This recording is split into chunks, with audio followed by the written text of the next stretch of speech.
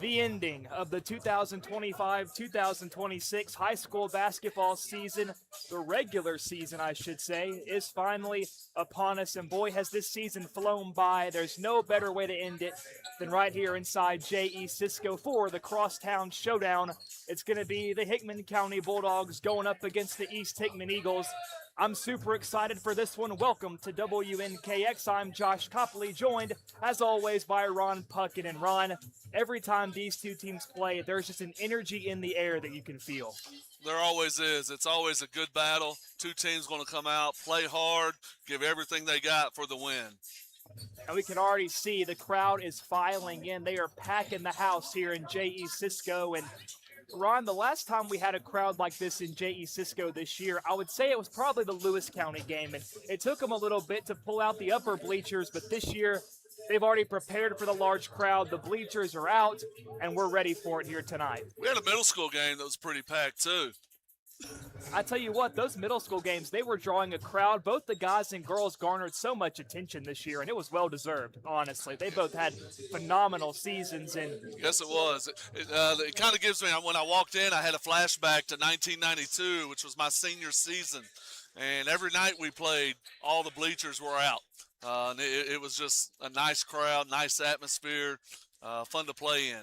Well, there are a few better atmospheres than at Hickman County High School, and it's going to be the home for a big marquee matchup here tonight. One of the most intense rivalries in the state for high school sports, I would argue. And tonight, I imagine we won't be disappointed by the action that's going to be on the floor. Now, we're going to be started off tonight by the girls, as we usually are. It'll be the Lady Dogs versus the Lady Eagles. And last time we were on the road at East Hickman, it was the final game before the ice storm, and the Lady Dogs took care of business against the Lady Eagles by a substantial margin. Now, Ron, what are going to be the keys for Coach Aaron Taylor and the Lady Eagles if they want to change that story here tonight? Well, I mean, the first two keys are, number one, you have to stop Ava Floyd. You can't let Ava go for 30, 35, 40 points like she has so often this year. The second key is you're going to have to stop the other girls. Carly Everett has been shooting the ball lights out as of lately. Zoe Chilton has been playing ball. Haley Gordon. There's five girls out on the floor who can score. Bailey Kramer with her size inside. That's the biggest key is, number one, how are you going to stop, Ava and Carly? Coach Taylor, I'm sure, has a very good plan. I'm looking forward to kind of seeing what the strategies of both coaches are tonight as they come into this game. You know, as a coach, that's one thing I love to see is see the chess match unfold out on the basketball floor during timeouts. And Ron, I think it's always important to address the mental factors coming into a game. And tonight, the Hickman County Lady Bulldogs have already secured the number one seed in the district tournament next week. They're a perfect 5-0. Meanwhile, the East Hickman Lady Eagles are 2-3. So Hickman County, they don't really lose much as far as seeding goes with a loss in this game. So how do you stay focused? Because this game still counts for your stats, and it still counts for your momentum trying to build into the postseason. Well, there are two ways to look at it. What's our record right now? 19-5. Yes. This win gets you 20. And that 20-win season is always a magical number, it seems. So there's plenty of motivation right there. The other way you can look at it is there's no pressure. You know, you don't have to come out and win this game to get a certain seed. So you can just come out, you can play. I'm not exactly certain of what the standings are. This game may mean something to East. I have a feeling that them and Riverside are going to be playing each other no matter what in that first round of the tournament. So. Well, we know you can't judge an upcoming matchup based on the previous matchup because Hickman County went on the road and defeated Riverside by way of a blowout. But then Riverside comes to J.E. Cisco earlier this week, and all of a sudden we've got a ball game that the Hickman County Lady Bulldogs weren't able to secure or feel comfortable with until the last minute or two, where they finally pulled away and got a pretty decent lead over Riverside. And tonight might be no different. I was talking to technical guru Brad Gilbert earlier, and he gave me his prediction. He thinks that East Hickman's going to come in here tonight motivated. East Hickman's going to come in here trying to avenge that loss and we're going to see a bit of a reverse from the last matchup. Well, that's the number one thing on their mind. That East is not as bad as they played in that first matchup. We were very, very hot.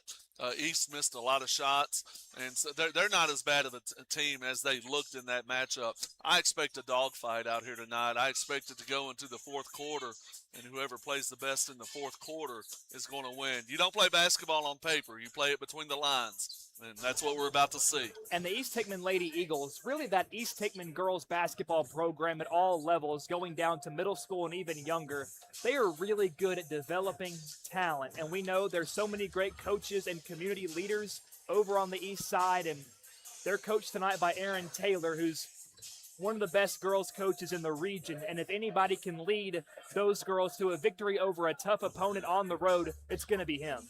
Coach Taylor's been through the battles. He's fought the wars. He knows a lot of basketball, and he's going to come out tonight with a plan. As I said before, I'm looking forward to seeing what that plan is. And there were some games left off of East Hickman's scheduled online where you see the records, and there weren't any scores for those, so the record might be a little bit off, but they've been hovering around 500 this year, so they're right there on the edge of breaking over and having a winning record this year. 2-3 currently in the district, and of course, once again, that record is tentative because, as I mentioned, there are some games left off of that, but this game means a ton to both of these teams, and I'm sure we're going to have a dogfight on our hands, no pun intended, but we're going to step away for the national anthem and the invitation.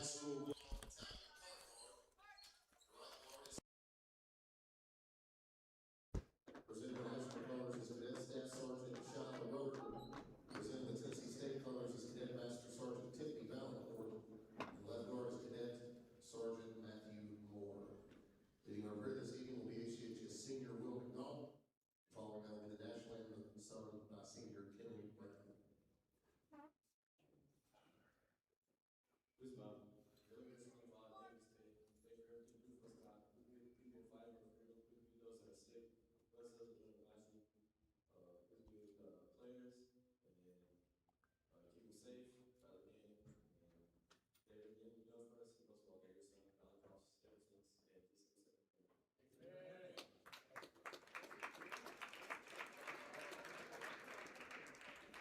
Oh, say, can you see by the dawn's early light what so proudly we held at the twilight's last gleaming, whose broad stripes and bright stars through the perilous fight o'er the ramparts we watched were so gallantly streaming, and the rockets racked the land,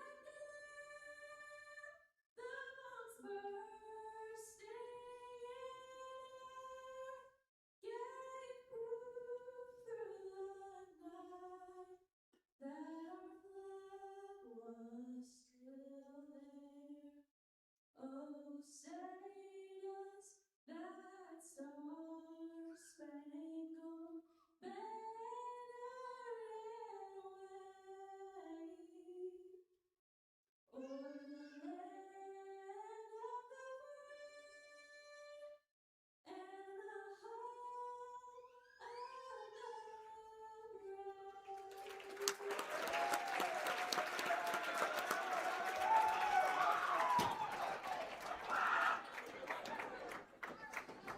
And that concludes the invitation and national anthem. The invitation tonight was led by senior basketball player Will McDonald, and the national anthem was led by Kinley Bragg. And Ron, you're always in for a treat when you get to hear Kinley sing. What a talented young lady she is. I've enjoyed listening to her. She started off singing at our middle school game. She would ask if she could, and just listening to her then and just as she's progressed through the years, it's been a real joy.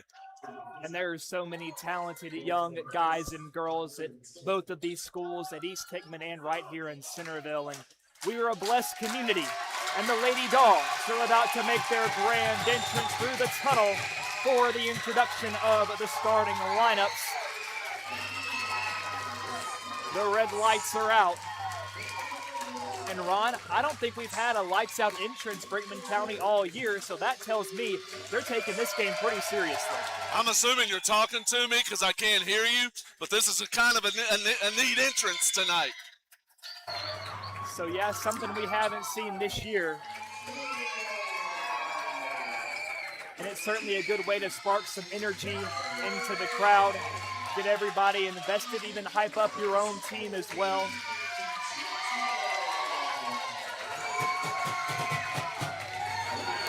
And Ron, we've already talked about how big this game is, just from a playing standpoint, but also from a personal standpoint. This is big for a lot of those Lady Dogs, the seniors specifically. This is senior night tonight that they are celebrating, and this could very well be the last time some of those young ladies step onto this floor here at J.E. Cisco. This is your last guaranteed game at J.E. Cisco Gym.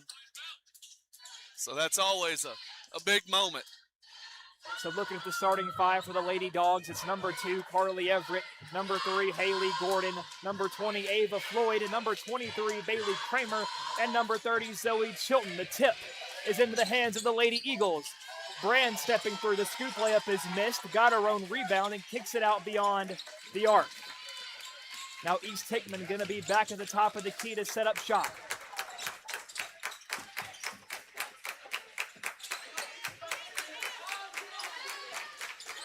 Pass inside. It's Caps, contested shot, bounces off the rim, tries a putback, and she's fouled. We've got to get those. We have to get those rebounds on that first miss. Kelsey's a hard player. She's going to rebound well. She's going to rebound hard. I think Haley picked up the first foul right there. And looking over at the East Hickman starting five, it's number 1, Laura Lynn Jones, number 4, Kelsey Caps, number 10, Addie Fisher, number 25, Miley Brand, and number 44, Aubrey Fisher. And we know something that plagued this East Hickman Lady Eagle team last time. It was the fouls, Ron. Had a couple of their big players get in trouble. About midway through the game, we saw Brand, who's a very talented young athlete. She got into foul trouble. Caps got into foul trouble. So East Hickman going to have to play a disciplined ball game here tonight if they want to play 4 quarters of complete basketball to beat these Lady Dogs. Brand gives the corner. Fisher fires away from 3, rebounded by Everett.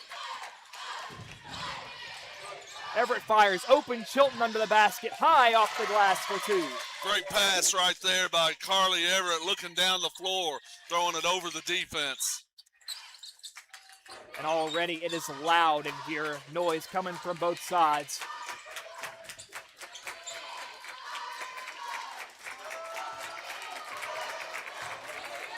Should have a 5 count. Yes. And the I was about to say it was getting really, really close. East had trouble getting into their offense right there. They kept kind of waiting, and nothing happened, no movement. Coach Taylor going to take an early timeout there to discuss that. And who else to force that violation than the senior, Zoe Chilton. She's going to be playing with a bit extra fire tonight, something tells me. Well, Zoe did a good job because Carly was initially guarding her, and then as she came over, Zoe stepped out to continue that 5 count. So some strong defense from the Lady Dogs early, trying to suffocate East Hickman. And we know that's been the name of the game for these Lady Dogs really all season. That is wear out your opponent, go fast-paced, high-octane, and it's worked pretty well so far. One of the things I kind of like to see right here is we're not putting full-out pressure on everybody tonight. Against Riverside, I felt like that kind of hurt us. We're playing position defense tonight a little bit better. Bailey's got to be ready for that trap from the backside. Kramer had it knocked loose. She stays with it. Bounce past to Floyd. Ava steps through, has it knocked away. No, she lost it out of bounds. It's going to be East Hickman ball.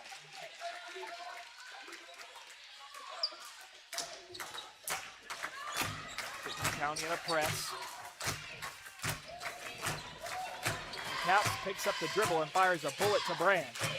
Brand drives, takes it herself, and Kramer with the block. And there goes Floyd.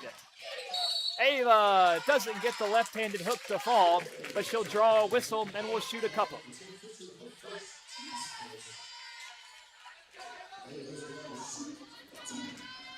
Good attack right there.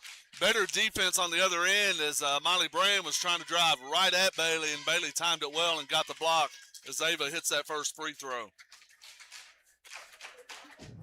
Ava in the scoring column early here tonight from the line, and she goes 2 for 2.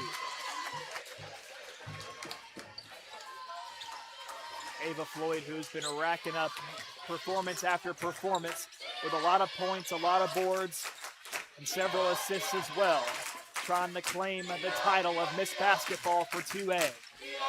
At the wing, Fisher drives. What a pass over the shoulder. Oh, but can't finish the three. It was her sister, Aubrey Fisher, on the attempt. Everett might want to take it herself off balance, and she draws a whistle. Carly's got to look up the floor right there. She's kind of pushing the issue herself. She's got Zoe Chilton wide open up on that left wing right there. Now Carly Everett at the line. Everett, who's coming off 2 really stellar performances, one on Friday against Lewis County, and then of course the one on Tuesday against Riverside. Probably 2 of the best games we've seen from Everett, and they happen to be back-to-back. Brand drives, falling away, rims out. Rebound, put back attempted by Caps, again denied by Kramer. Floyd dribbling through traffic, gives off to Gordon. There's Zoe in the corner, inside to Floyd. Floyd dribbles in the paint, off-balance shot, misses well short, and Brand pushing it down the floor. It's a race for the ball, down in the corner. That's going to go out of bounds off of Haley Gordon. It'll be East Hickman ball, so some great hustle out of the gate from both of these teams. So on both of Ava's shots that I've seen so far, East is playing kind of a position defense with their hands. They're kind of noticing where she shoots the ball from, and they've got their hands in that spot. And It's bothered both of her shots so far. Brand pulled from the high post, missed it off to the right. Kramer dribbles right, hands to Gordon. Oh, Gordon has it knocked away, but right there is Everett staying with it, but Fisher not giving up on the play. And some miscommunication on the pass, and it goes out of bounds. East Hickman forces the turnover.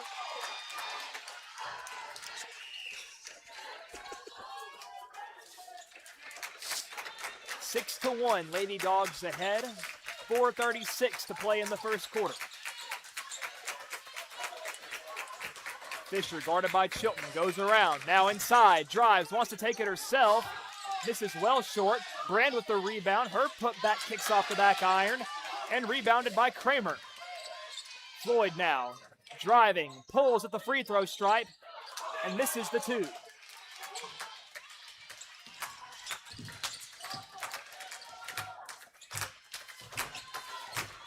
So we've seen several missed shots already from both teams. Fisher fires from 3, and the bank is open here early inside J.E. Cisco. Addie Fisher with the first 3 ball for East Hickman tonight, and a timeout called on the floor. Coach Gordon right now called that timeout because I don't think he's real happy with their offense right now. There's not a lot of ball movement. It's a lot of one-on-one action, shooting quick jump shots that are actually kind of tough right now instead of getting that open shot. Well, right now we've seen a lot of off-balanced looks from these Lady Dogs, maybe trying to force the issue when there's nothing there. And give credit as well to the East Hickman Lady Eagle defense. They've been playing very intense tonight so far. I think that's how you have to play if you want to beat this Lady Dog squad. Of course, East Hickman wearing the black uniforms, blue lettering. Full court 2-2-1 press by East. Hickman County wearing white with the red lettering. They're trying to break this press. Now the first dribble of the possession. East Hickman wants a walk, doesn't get it. Back cut, Gordon. Bounce pass to Kramer. She spins through. Her shot's well short. Couple of Lady Eagles there to contest the shot. Now it's Jones near the logo, guarded by Haley Gordon. another senior on this Lady Dog team. Jones spins through, pulls from the elbow, and Chilton got a hand on it. And there goes Ava Floyd. She wants to drive, and she is fouled. Lady Dogs are really looking to run quick. They know that East likes to kind of, on turnovers and on rebounds, they like to kind of press up and gamble early. And so if you get that quick outlet, you got options on the other end. And Ava misses that free throw off to the right.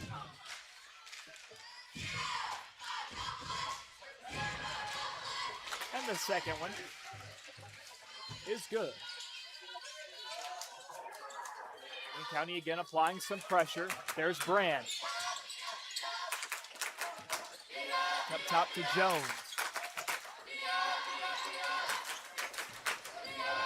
Jones drives, wants to take it herself, and misses the layup too long, but she still draws the foul.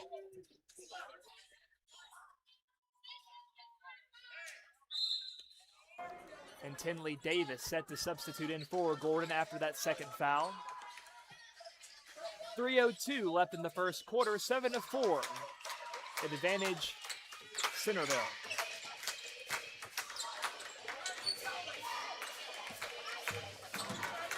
Caps fires away from three. It's good.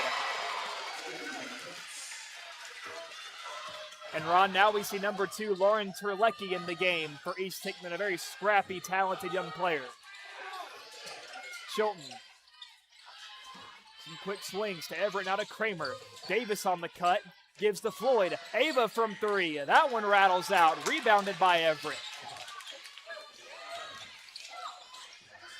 Ava inside to Kramer, trying to generate space. Hands to Floyd on the drive, and she lays it off the glass.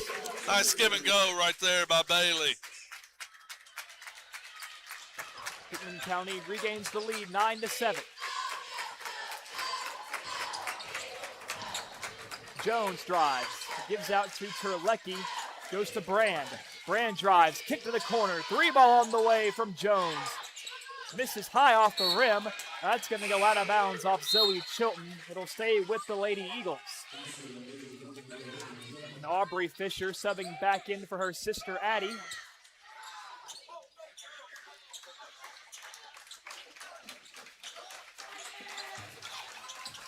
Bounce pass, Caps pulls from 2. That one no good, rebounded by Floyd. Ava gives left, Everett steps into a 3. That one misses too long. It's loose. Ran down by Chilton. Gets it to Floyd. Ava falling away. That shot well short. Terlecki was there on the floor, and Ron, usually when a body winds up on the ground like that, there's a call made one way or the other. There should have been a call there. And how about another 3 for these Lady Eagles? This time it's Laurelyn Jones.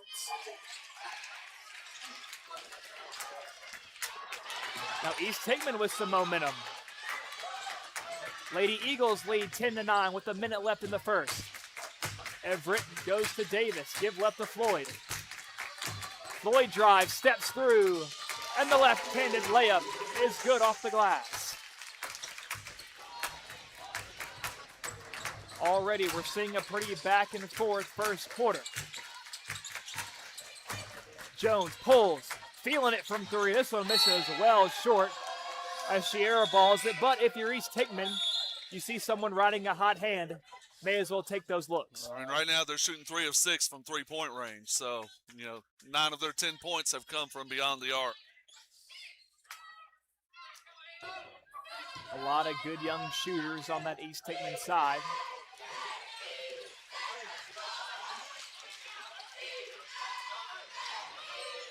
Clock winds under 30 seconds in the first. Floyd drives, steps through, tries to touch it in, and it's rebounded by East. Fisher, guarded by Floyd. Crossing left and right, 15 seconds in the quarter. There's Terlecki. Gives to Aubrey Fisher, contested 3, well long. Rebound, put back is good. McKaylee Beecham, welcome to the game. And Floyd lets it fly, misses just right of the rim. And that's how our first quarter comes to a close. Lady Eagles ahead, 12-11. 3 more quarters to play when we come back. All Roku devices is the final regular season game of the year, and no better way to conclude a regular season than with a big rivalry game on senior night. Well, it's been a good one so far. Up and down, fast paced, lots of action. And the fireworks are just getting started as fans continue to pour into Hickman County High School. Everett goes left. Rachel Puckett in the game for the first time for the Lady Dogs. Everett gives to Kramer. Out to Floyd. Ava, nice pass inside to Chilton, and Zoe's got the left-handed hook for 2. Lady Dogs need more ball movement like that right there. Make East play a little bit of defense, change the sides of the ball. Off-balance pass to a wide-open Aubrey Fisher, and she misses it short. It's a scrap for the ball and a jump. It was Beecham and Puckett on the floor. Fisher got involved a little bit too. Well, the first jump ball came in the second quarter of this game anyway. Back to normal. And Beecham subbing out back in as Brand.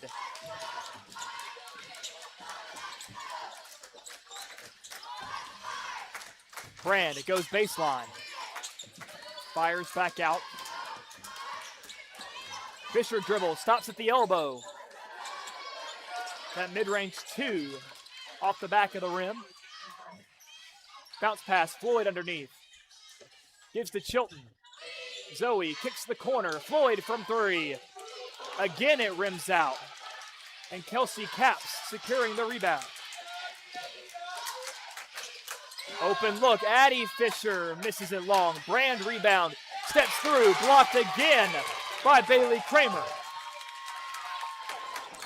When Puckett tries to force it, Fisher takes it away, but Puckett turns around on the defensive end and makes up for her blunder. Everett pump fake, she drives, pulls from 2, it's good.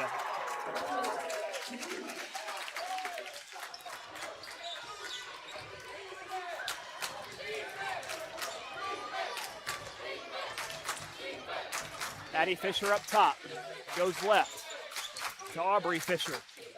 Bounce pass to Caps. Brand pulls, mid-range 2, and she knocks it down.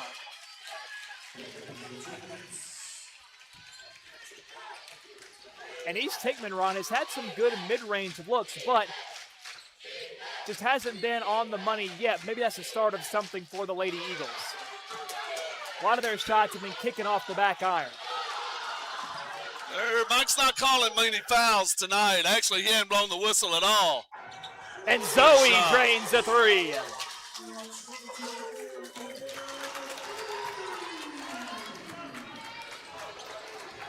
So Zoe Chilton already having a very productive first half, and Rachel Puckett forcing a turnover. So after that first bad pass run, Rachel stepped up in a couple of big ways since then. A defensive block, and then just now forcing a turnover. She's got to bring the ball up the floor and feel confident in herself. That was a freshman feeling a little scared right there. Chilton tries again. Oh, that was right on. I thought she had it. Kramer with the offensive rebound, stepping through, and she's fouled.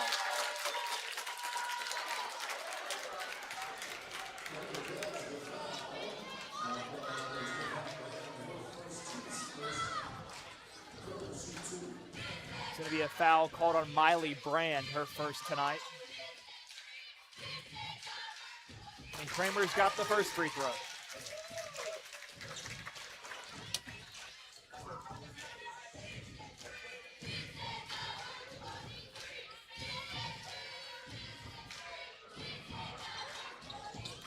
And 2 really clean-looking free throws from Bailey Kramer.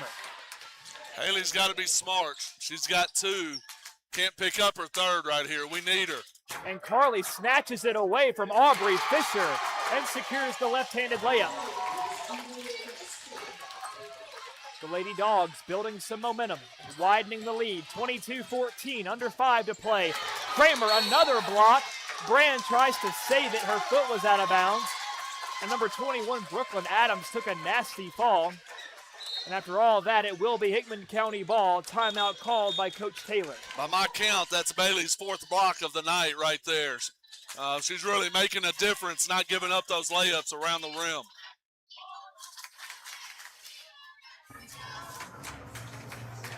And that has definitely been Kramer's strength this season, I would say, is her blocking. She's really come into her own as a defensive player. She's not slapping down. She's keeping a vertical base, and they've all been really clean blocks. Yeah. Yep. One of the keys I want to point out here, we scored 11 points in the first quarter. We've come out, first 3 minutes, we moved the ball around, we passed the ball around, gotten better shots, and we've scored 11 points in the first 3 minutes, 13 seconds. So Hickman County starting to tighten up a little bit on both ends of the floor. In pursuit of that 20th win. A milestone that the middle school boys celebrated this year. So these Lady Dogs looking to be the second basketball team this year to reach that milestone. It's going to be Hickman County out of the timeout with possession. Chilton pulls from 3. That one missed. The ball is tipped out and picked up by Caps. And Ron, Zoe's 3 ball is looking really good, just not getting these last 2 to fall. Well, shots on. There's Brooklyn Adams. Up top, Kelsey drives, pulls from 2, missed it. And Brand just rips it away, says, give me that, and give her 2 points for the layup. Good aggressive rebound right there. She ripped it away from Bailey.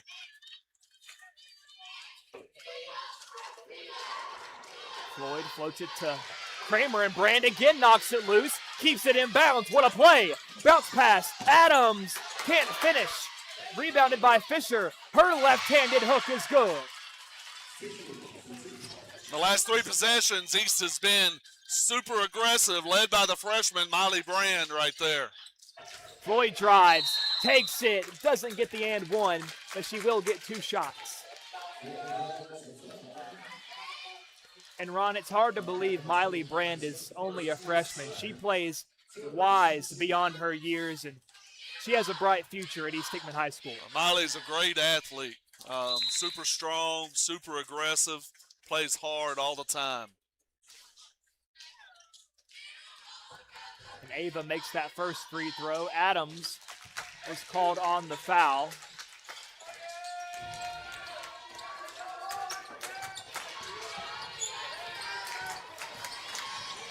Driving through, kicks deep 3 from Fisher. Misses short. Rebounded by Kramer. Floyd pushing it to Davis.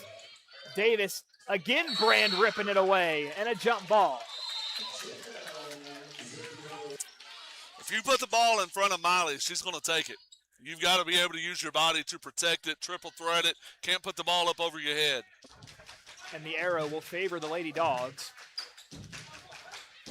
Kramer has a lane, drives, picks up her dribble, gives to Floyd, who pulls from the stripe. Missed it. And who else? It's Miley Brand on the defensive rebound.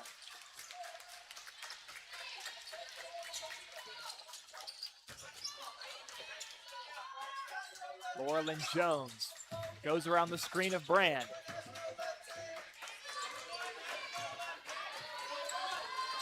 Fisher hands off to the other Fisher. Jones to Caps. Caps drives. The left-handed layup was stuffed by the bottom part of the backboard, but Aubrey Fisher now has an open look. That one misses long, and it's into the hands of Ava Floyd. Ava pulls up.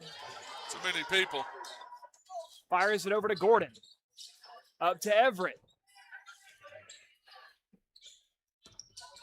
Kramer bounce pass Gordon. Masterful cut, but can't finish it.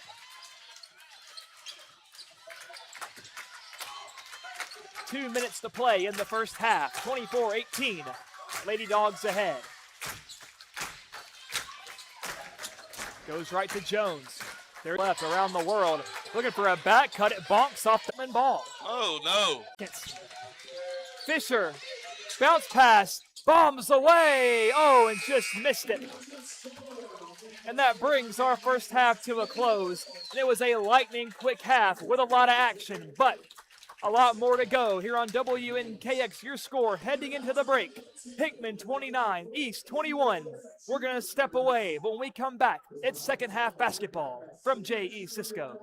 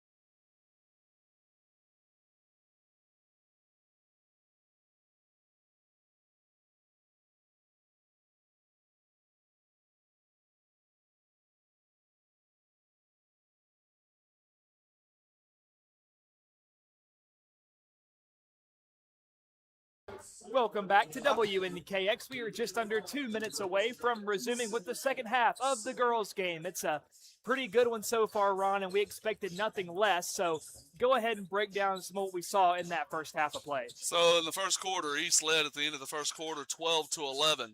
Second quarter, the Lady Dogs went on an 18-9 run to kind of stretch out and be able to get that 8-point lead. Scores for tonight for the Lady Eagles. Kelsey Capps has hit a free throw and a three. She has 4 points. Addie Fisher with 2 threes, 6 points. McKaylee Beecham, 2 points. Miley Brand, 2 field goals for 4 points. And Aubrey Fisher, a 3-point shot and a 2-point shot for 5 points. I'm not going to promise you, but hopefully that adds up to 21. Of course, it's a tentative stat sheet. That's right. And I want to talk a little bit about Miley Brand because just because she had 4 points, that doesn't tell the entire story of how valuable she has been to that East Hickman team in that first half. So that second quarter, she kind of kept East in the game with her aggressiveness. She ripped the ball away from Bailey, got a finish, got a couple of rebounds, being aggressive, got a turnover, being aggressive. So, you know, her aggressiveness that second quarter is probably one of the reasons that they're down 8 instead of 14. That very well could be the case, and as we said earlier, she's only a freshman, so I'm very excited to see what kind of player she turns into as she continues to develop over these next few years. And stats for the Lady Dogs: Ava Floyd, 9 points, 5 of them from the foul line. Zoe Chilton, 7 points. Carly Everett, 5. Haley Gordon, 3. And then Bailey Kramer and Tinley Davis with 2 points. And looking at that stat sheet, Ron, this is the most we've seen Zoe score in some time. That is. Haley with a steal on the inbounds pass. And Everett drives to the bucket, but it was well contested by the Lady Eagles. Fisher steps into it, and she drains a three. So that'll be Good Addie step-in Fisher shot right there by Addie. starting things off strong for East Hickman. Gordon goes to Floyd. Ava spins through, and she gets it to roll.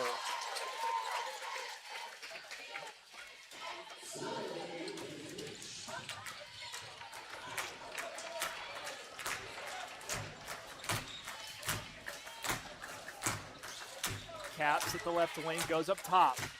Brand had an open look, but elects to pass right.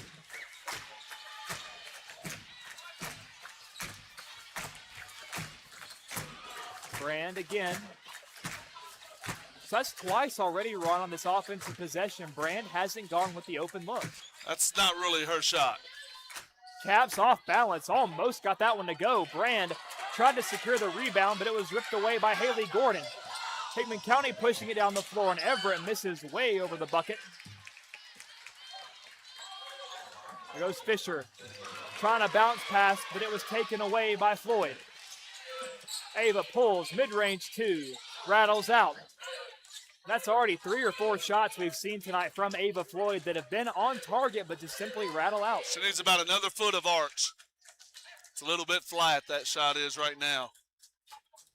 And Fisher slowing it down, top of the key, goes left to Aubrey Fisher. Drives inside, pulls from the free throw stripe. That one's going to miss to the right, but right there is Miley Brand. Bulldogs aren't reacting to the ball that well right now. Laurelyn Jones pulls a deep two, and it is money.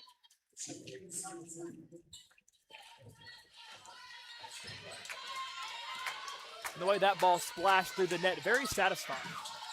It's a good-looking shot. Kramer, Chilton in the corner, drives baseline. She wants to take it all the way. That'll be an and one for Zoe Chilton. And that's a big move by Zoe Chilton because she just picked up the 3rd foul on Kelsey Capps.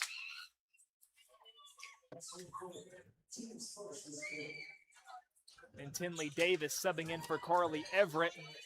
Brooklyn Adams in for Kelsey Capps.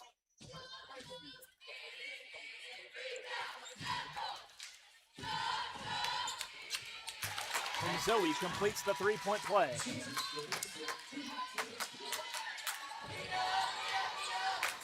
Fisher just bumps into Floyd, hangs with it, gives to Brand.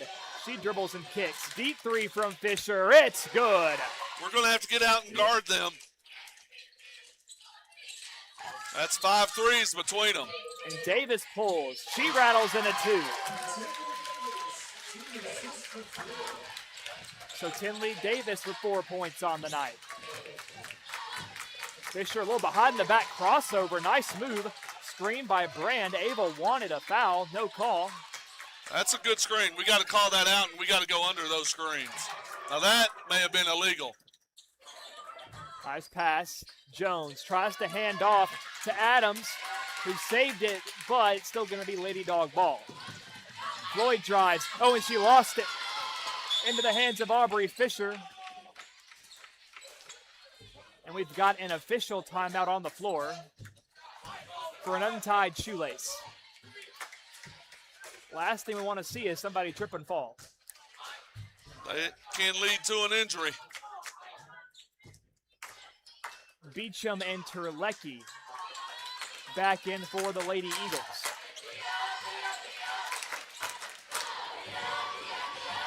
Addie Fisher wants to drive, kicks out to Terlecki. Terlecki goes around the world. A deep 3. This one missing just a little bit too long. Rebounded by Kramer. And Ron, the amount of rebounds and blocks Kramer has secured in this game already piling up. And she tries a 3, and she's going to add to an impressive night. Kramer has really been doing it all this evening for these Lady Dogs.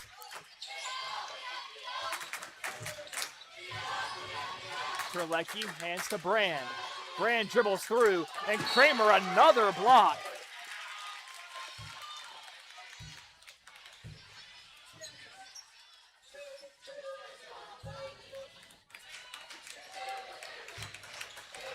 Pass inside to Brand, steps through, tries to go to the corner. The pass had a little bit too much mustard on it, and it's going to go out of bounds.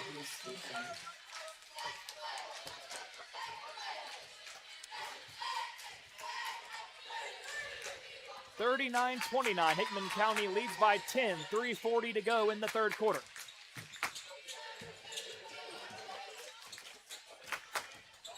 Floyd dribbles in, tries to dish to Zoe Chilton. A little bit too tall. That'll be out of bounds.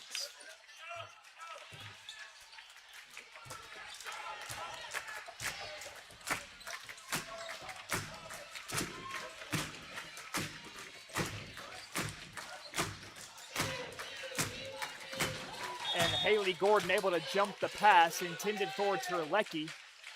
Swats it into the East Hickman bench. Need her to go back to our middle school drills. You got to tip that with the closest hand. Tip that out and then go chase it down. And a timeout is called on the floor by East Hickman. That timeout comes with 3:22 left in the third. 10-point deficit are the Eagles facing right now.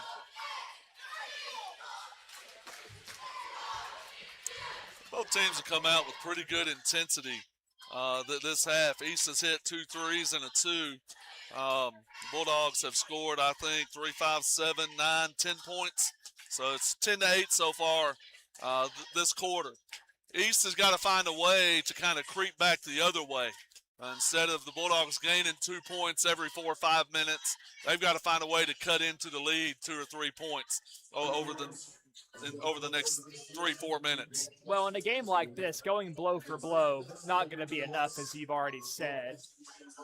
And East Hickman has proven they can chain together some defensive stops. We saw it in the first half, but they're going to have to do that and then some in the second.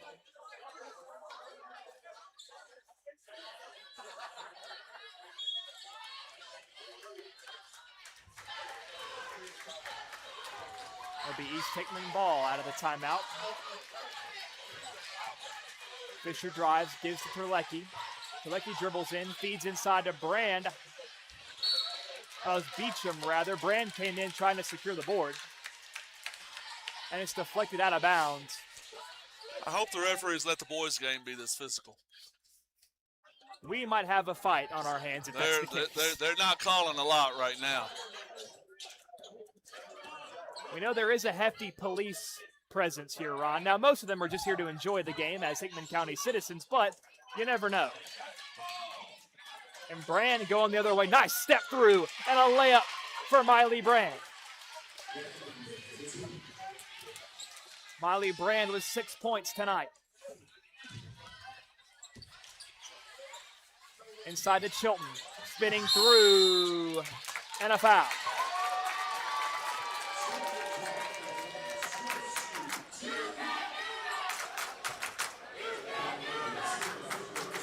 And that'll send Zoe to the line.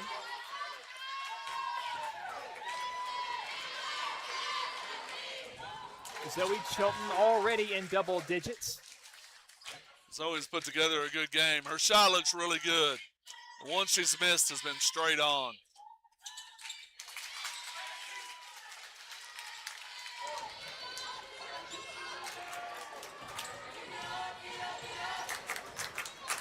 Bailey Kramer about to sub back in for Hickman County. It's Addie Fisher up top, guarded by Floyd. Screen set by Beecham. Give to the corner. Dribbles inside. Looking for Beecham inside, but it's denied. Good job by Zoe timing her jump and getting that steal. 3 ball from Everett. That one misses long. Rebounded by Brand.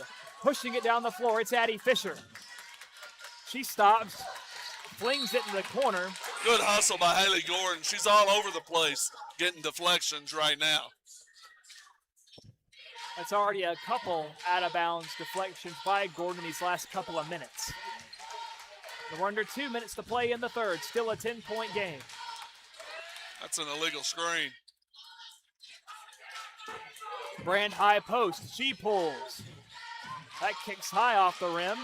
Beecham comes away with it and draws a foul.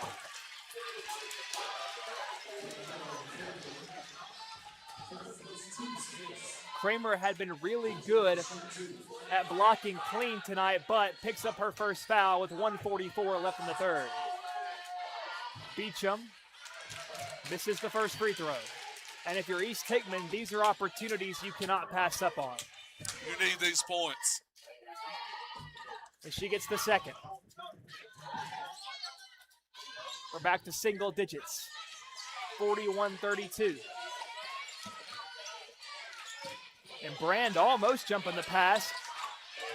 Kramer looking inside for Chilton. But the Dogs maintain possession. Everett looks to kick. Gordon runs in. The ball very precarious here. Kramer looking for help. Gets it to Floyd. And a timeout called by Coach Gordon. And there were a lot of panicked Lady Dogs right there. Lady Dogs right now are kind of looking panicked and just not sure what to do out there right now. That's one of the reasons I think Coach Gordon took that timeout.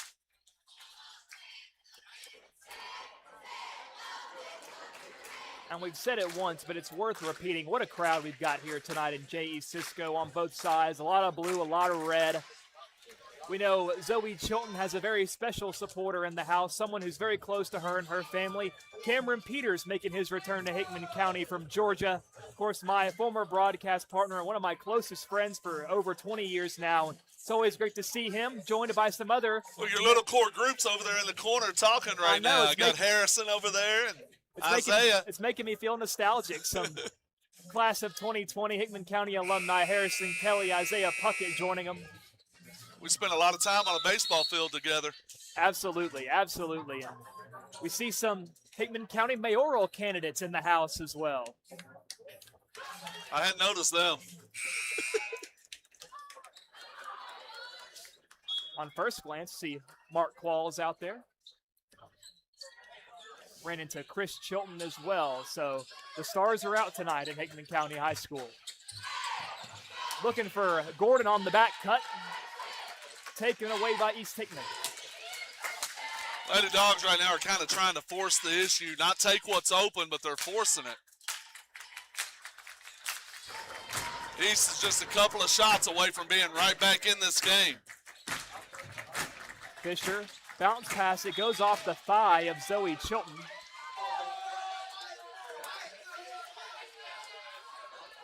And East tonight has tried to force a lot of those bounce passes inside. It's led to a lot of turnovers. Well, they're trying to run a little pick and roll with the post action rolling to the goal to get the ball inside. Brand. Oh, and it gets it to fall over Bailey Kramer. That's no easy feat. Miley kind of changed her attack there. Instead of going into Bailey, she kind of shot a little fadeaway to counteract Bailey's length. Floyd looks inside. Beecham deflects it. And there's Miley Brand. Brand drives. She steps through. She takes it to the bucket. And that'll be an and one for Miley Brand. So right now our girls kind of look like what our boys look like at Lewis County. They're trying to force the ball into the post when it's not there and leading to turnovers and easy shots on the other end.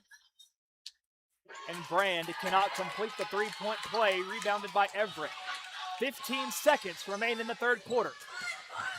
Everett goes to Gordon. Gordon tries from three. Kicks off the back iron.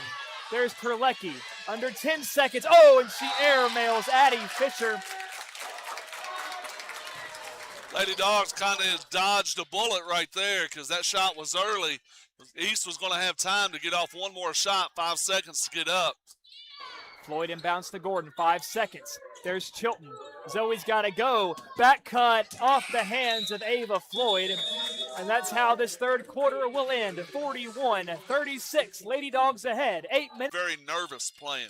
They're going to have to come out and get a little continuity, get a little feel for the game. And Ron Big Ava key Floyd. that third quarter was Ava only had 2 points. Essentially a non-factor. Carly had 0. So the two big scorers for the Lady Dogs have been kept silent. The leading scorer that quarter for Hickman County was Zoe Chilton with 5. Gordon pulls from 3. Big. She's got one.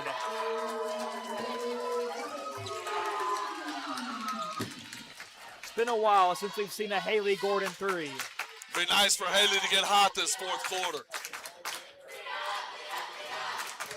And there's Caps back in the game. It's a double dribble. He called it.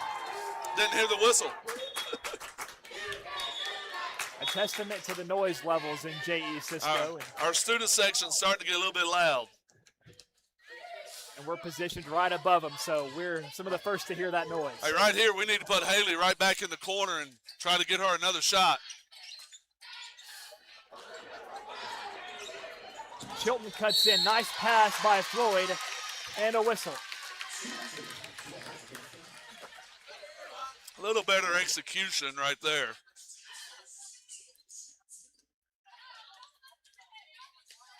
That foul was on McKaylee Beecham, her first tonight.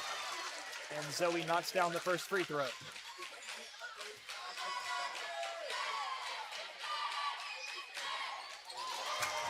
And she goes 2 for 2. Hickman County widening it back out to a 10-point lead, 46-36.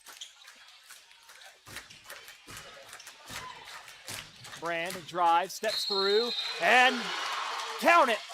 Another and one for Miley Brand.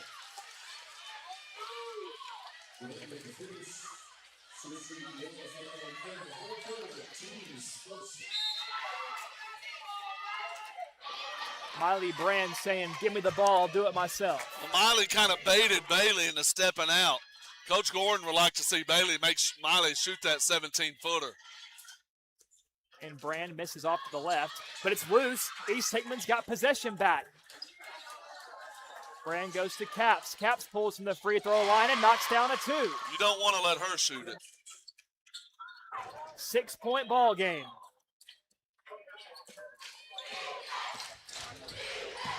Floyd drives, steps through, misses it short. Rebounded by Fisher. Down to Jones. Fires the Caps. Ooh, and that pass almost got away from East Hickman, but Fisher stays with it.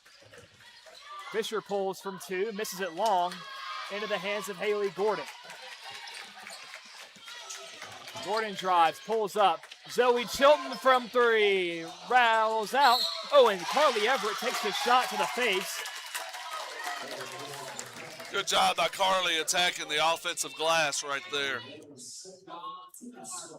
That shot from Zoe rattling out and great toughness on display from Carly Everett.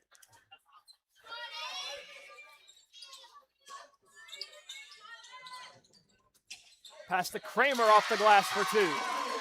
Nice set play on the inbounds. Bailey set a screen and then slipped.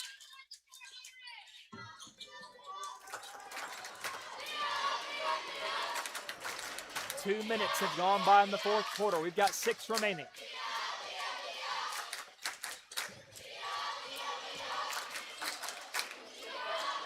Caps pulls from 3. She doesn't get it to fall, and Kramer tips it to Floyd. Got Haley right there. Everett bombs away. That kicks high and floats over the backboard. Missed the chance right there in the open floor to get Haley a shot. She just hit her last one. And when Haley gets hot, she can become unconscious.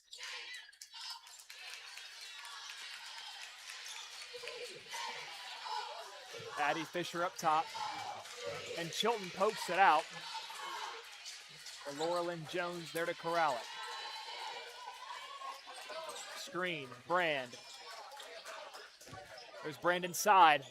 Tries to float it over Bailey Kramer. But another block from Kramer. I think that's number 6 on the night. I believe you're right. She has been collecting them like Thanos collects Infinity Stones.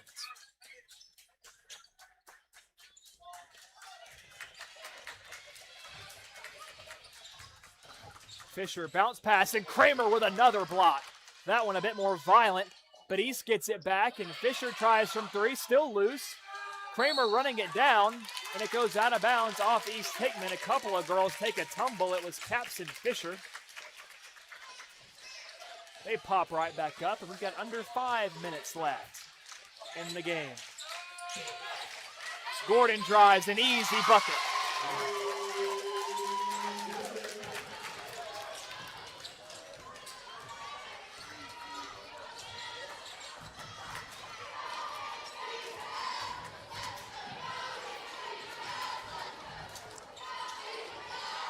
Top to Caps. Gives. Aubrey Fisher drives. Left-handed hook rolls off.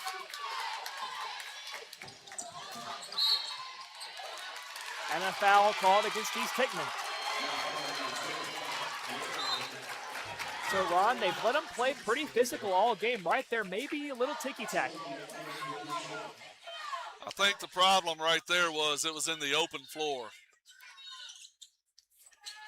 Underneath, Gordon goes up and she's fouled. So Lady Dogs have made a little adjustment. This is part of that chess game that I love. They're getting out to 9. Now all of a sudden, Haley Gordon's cutting back door and being able to get open. Of course, she made that backdoor layup earlier. Now it gets her 2 shots from the line, and she makes the first.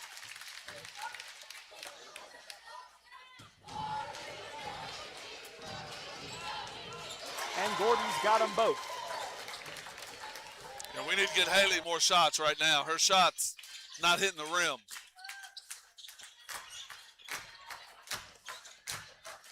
East Hickman trails by 12. Brand steps into it from the free throw line, and she knocks down the 2. She's made a couple of those from the high post tonight. And Hickman County really giving Brand a wide open look. There goes Haley again. And again, Haley finds the bottom of the net.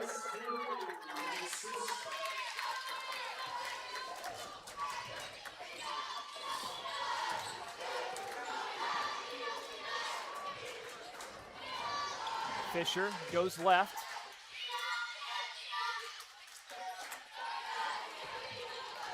Screen by Caps. Timeout, Coach Taylor. And we've got 3:27 left in the fourth. Hickman County 54, East Hickman 42. So, Ron, it really seems like the Lady Dogs have cleaned up in this fourth quarter. They're executing a whole lot better. We're in that third quarter, our passes were a little bit off. They were getting deflected. They were getting stolen. Now we're getting sharper cuts. We're getting better angles. We're making better passes, and we're finishing.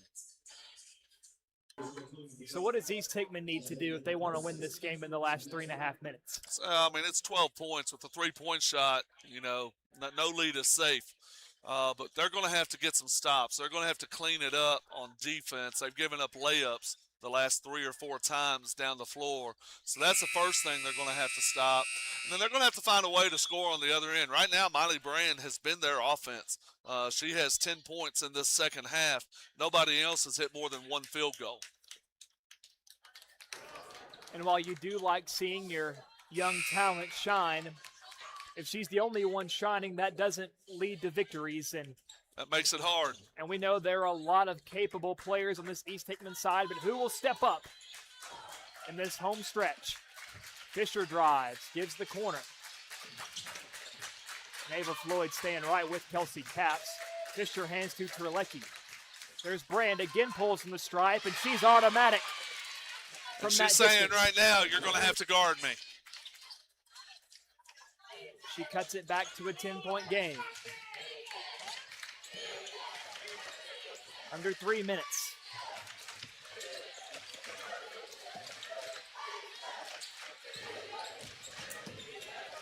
Everett floats inside to Kramer. Knocked loose, stays with it, and she hits the floor, and that'll be a foul. There were a couple Lady Eagles in the vicinity, and they're going to get Miley Brand on the foul. Well, it was Miley on the foul. She just kind of went through straight through Bailey's head. And that's the 4th foul on Brand. The 5th team foul for the Lady Eagles in this 4th quarter. And Kramer misses the first.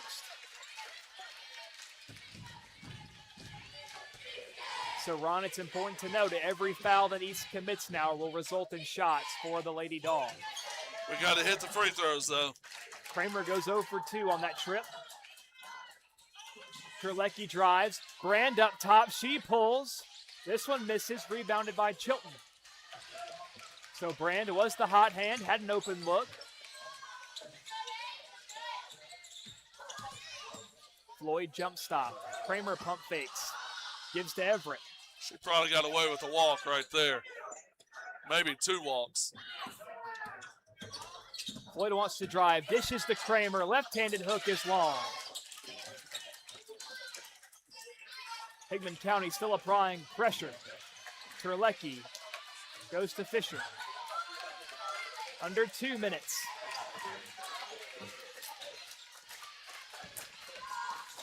And at some point, Ron, East Hickman's going to have to up the urgency. Here's a corner 3. This one's going to miss. Short off the board. Got to grab those rebounds. It's right in our hand. And a great save. Good hustle by Kelsey. A lot of time ticking. Brand fires from 3. It's off the rim and rebounded by Gordon. Haley went and got that one. That was a good rebound because that could have ended up in Fisher's hands. And East Hickman letting a lot of time drain.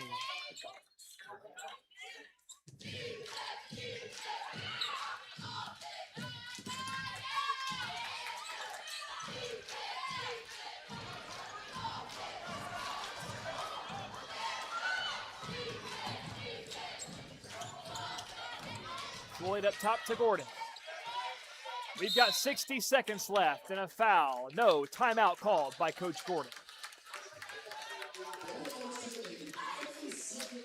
And with a minute left, down 10, things starting to look bleak for East Hickman. Well, you got 60 seconds left. They've got to go all out right here, either get a steal or a foul. They've got to make the game longer, and that's either by getting steals or putting us at the foul line and hoping that we miss free throws. Well, and Kramer just recently missed those 2, so definitely not out of the question. We've seen several times this year where free throws have been a bit shaky for Hickman County.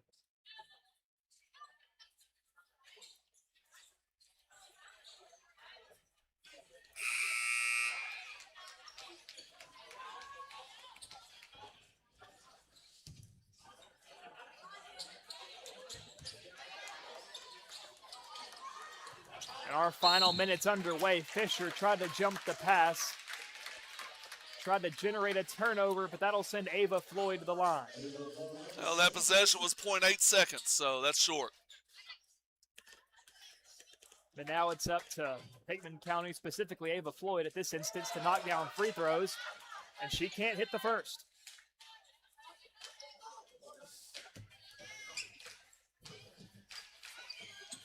And she hits the second. That is the first point we've seen from Ava Floyd in some time. Since early in the third. Brand dribbles in, goes to Caps. 3-ball on the way, misses left. And batted away. The putback is good. Great hustle play there by Aubrey Fisher to generate another opportunity. And Brand there on the finish, and Fisher fouls Floyd.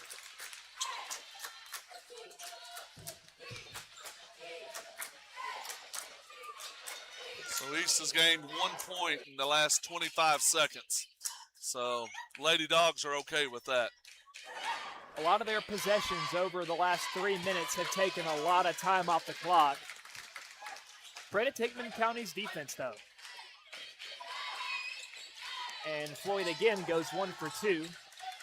And Brand flying down the floor, goes left. 3-ball on the way, missed. Rebounded by Everett. Trying to fight out of traffic, and a foul. Potentially some shuffling of the feet there, so maybe I think there was a lot of contact right there. perhaps the shuffling doesn't happen without the contact. So. And Everett misses the first free throw. So, Ron, if East Hickman didn't let so much time get away from him, Hickman County's not looked great at the line at all. A couple of hit shots would have made this game look a whole lot different. And we've got 20 seconds. Brand in the paint, drives, blocked again by Kramer. And Kramer tries for another block, but this one results in a foul with 13.4 seconds left.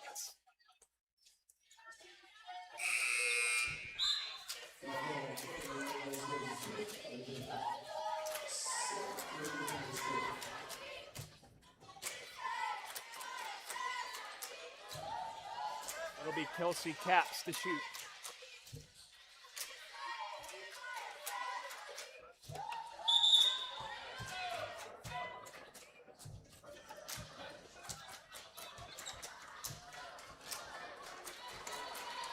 And Josie Hassel subbing in for Bailey Kramer before the free throws.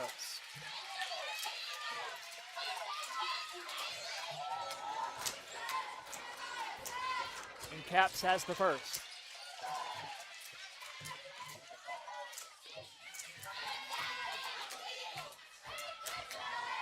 Caps goes 2 for 2, back in the single digits. Inbound to Floyd. Fisher hanging with her. And a foul. It comes with 7.7 seconds left.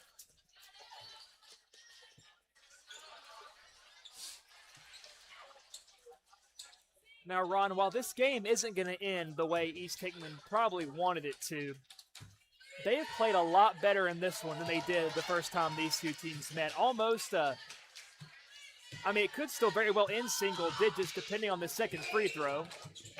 Now Floyd hits it, so right now it's a 10-point game.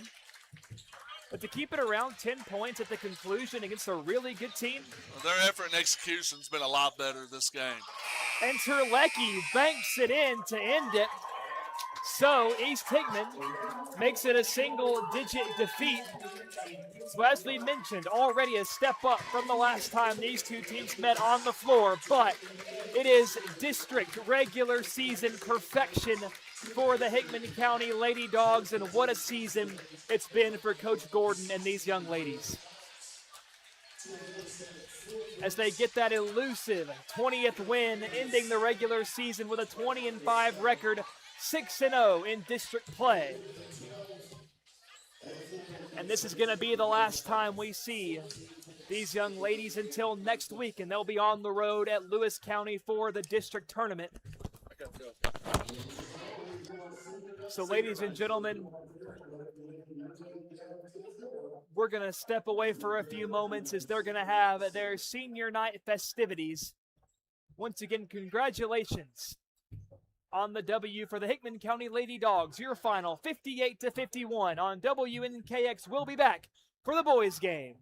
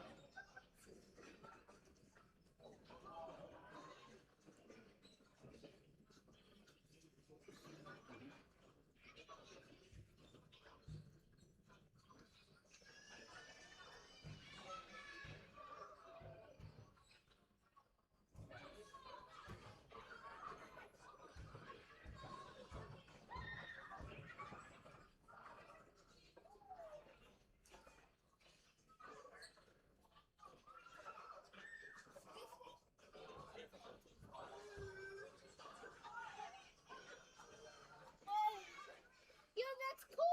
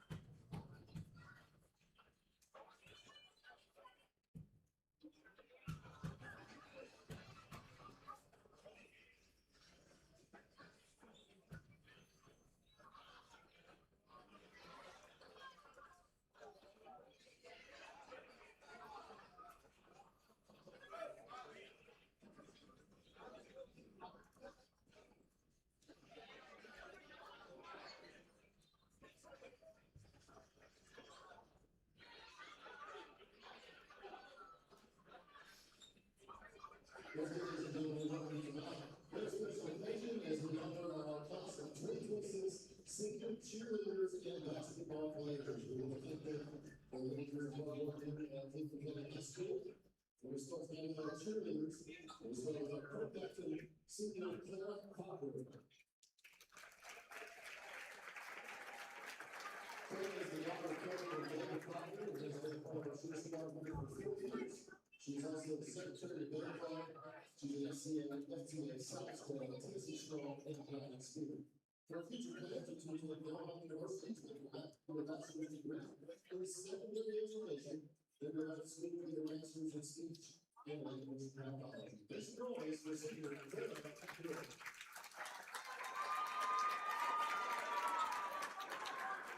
Our next senior is London Gilbert. London is the honor of London Gilbert and David Gilbert. She was here for 2 years here at HCHS. She's an FTA, SCA counselor, and grad student. She plans to attend the University of Tennessee Chattanooga to pursue a degree in biology. Senior cheerleader London Gilbert.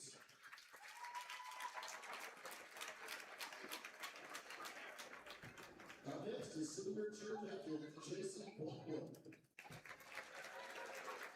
Jason is the daughter of Chad and Kelly Blackwell. She's cheered for 4 years here at HCHS. She's a member of Pride Spirit, SCA, FTA, FFA, and HOSA.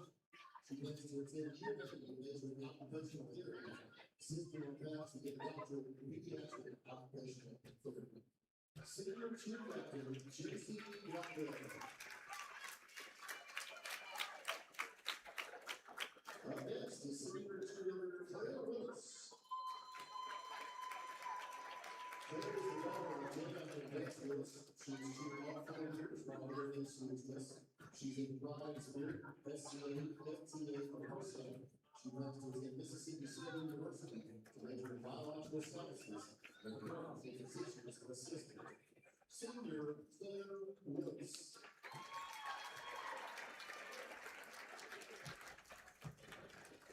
Our final senior cheerleader is Haley Turner. Haley is the daughter of Sarah Blau.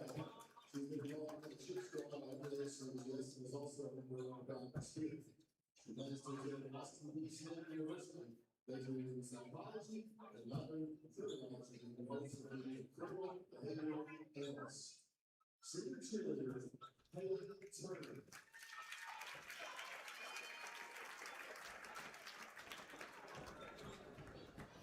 And next up our senior Lady Dog basketball players. Our first one is number 3, Haley Gordon. Haley is the daughter of Gordon and the late family of Gordon. Tonight she is escorted by Virgil and Dana Owen. She's been part of the softball and basketball teams while here at HCHS. She's also a member of SCA. She plans to pursue her college career following graduation from high school. Number 3, Haley Gordon.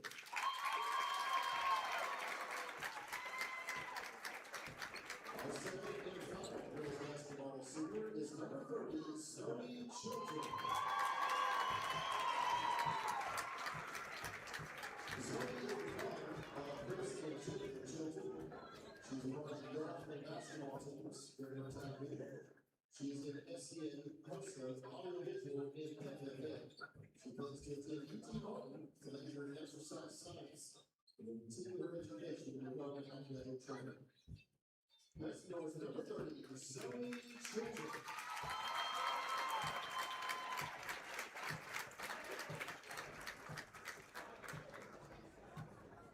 Now I introduce to you our senior boys basketball players. We start tonight with number 3, Tim Thomas. Tim is the son of Walker and Andrew. He's a former basketball and tennis teams and former SCA. He plans to attend UT Martin, where he intends to study business and accounting. Number 3, Tim Thomas.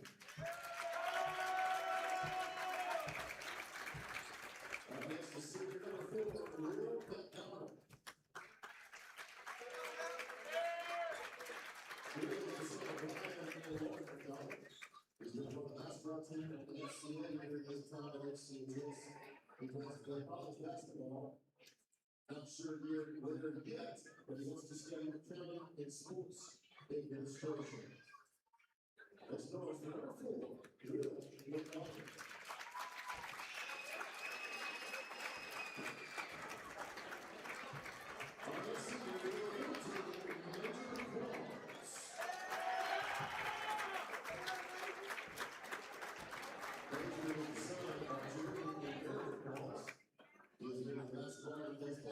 And also in SCA and audiovisual. He plans to attend Columbia State for ag business. Number 14, Major Bulldogs.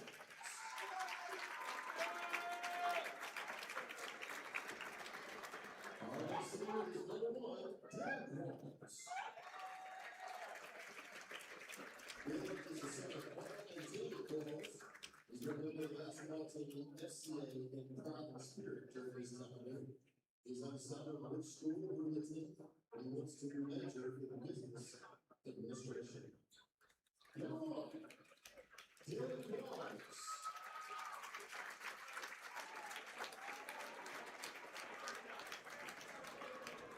Our next senior is number 0, Brody Worthy.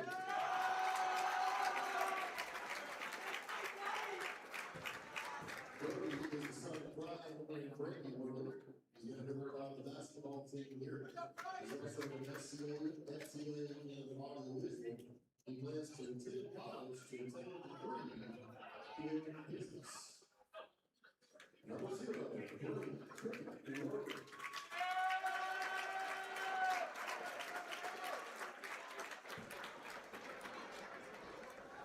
And our final senior this evening, number 25, Tyler McKinney.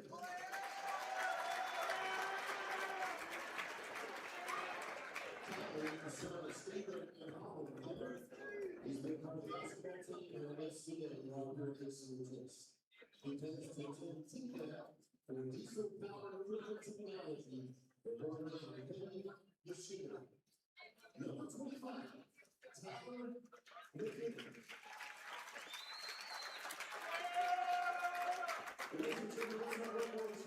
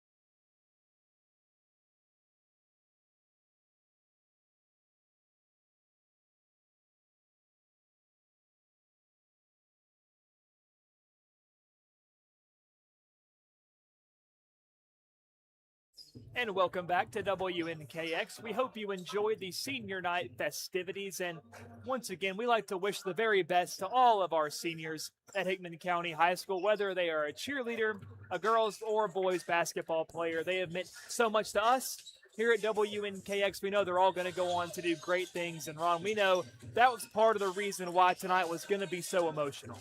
Yeah, you know, I may start crying here in just a bit because that's my last boy going through playing basketball here. So the senior night's always, you know, it's a chance to honor the seniors. They put in 4 years of hard work.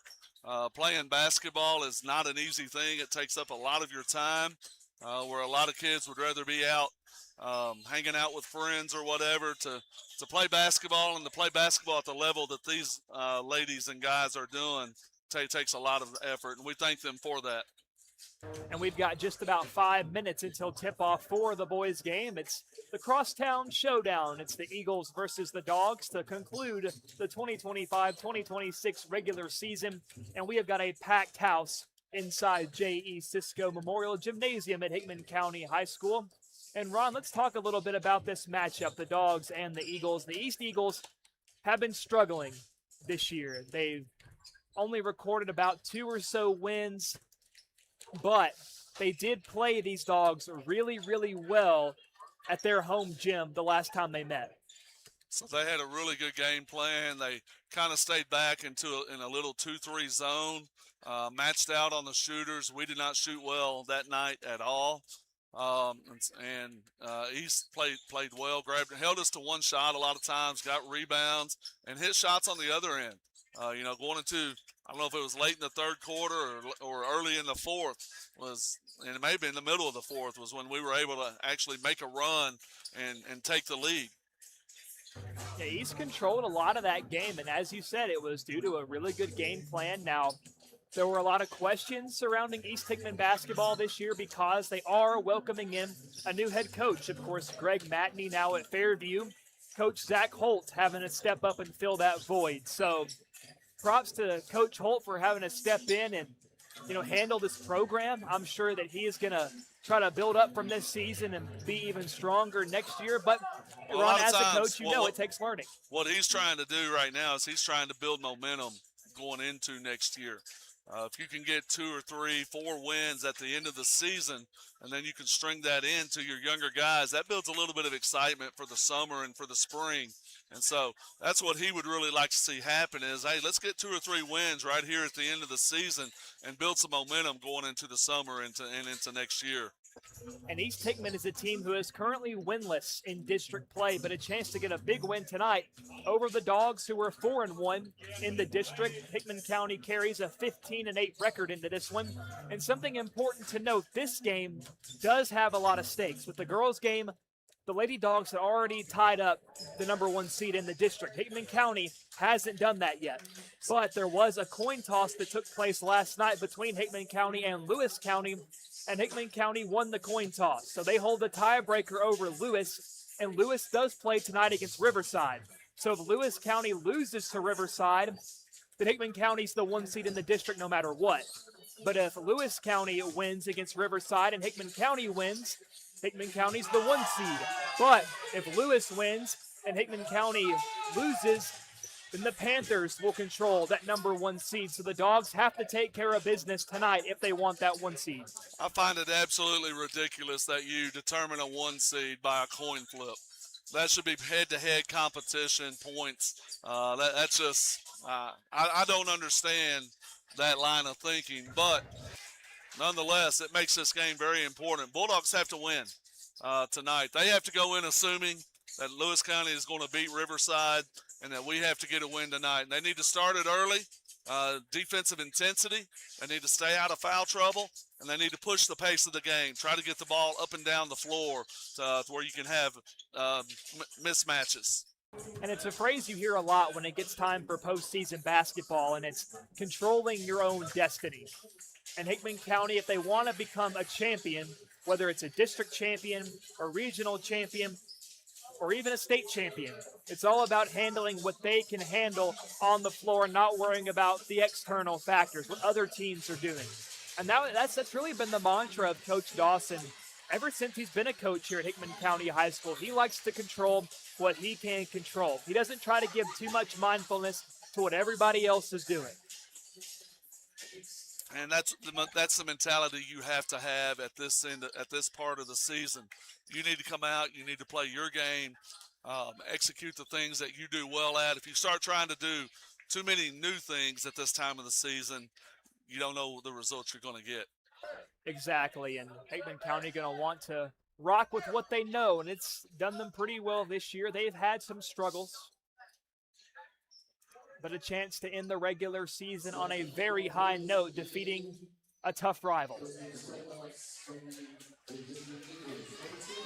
And now it's time for the introduction of the Eagles starting lineup. First, it's number 2, senior Braxton Hill. Number 3, junior Silas Quillen. Number 4, junior Weston Stiles. Number 5, junior Chase Turpin. And number 22, sophomore Dwayne Lampley. So a very talented starting 5 is Coach Holt touting. It's a good group. Play hard, execute well. And right now the Hickman County Bulldogs don't have the lights out for their entrance, but they do have the Star Wars main theme leading them out. The girls had lightsabers, so I suppose the Star Wars theme continues with the guys. First up, it's number 0, senior Brody Worley. Number 1, senior Dylan Qualls. Number 3, senior Tim Puckett. Number 4, senior Will McDonald. And number 25, senior Tyler McKinnon. So all 5 seniors taking the floor for the Hickman County Bulldogs. And this has been a very deep, very talented senior class. And you've got one more senior on that bench in Major Qualls. So I expect to see him kind of worked in early on into the game also probably. Well, on senior night, it's not uncommon to have your seniors take the floor first to start the game. But really, this isn't a charity starting 5 by any means. All 5 of these guys are starting 5 caliber. Most of them have been the starting 5 all year, and Brody Worley's had several games this year where he has started. Yeah, this is a starting group on any team. And Tyler McKinnon is being welcomed back after missing Tuesday due to illness, and Kylan Seal still a healthy scratch for this one. He was delayed in his return, and it looks like it's going to be Turpin and McKinnon lining up at midcourt.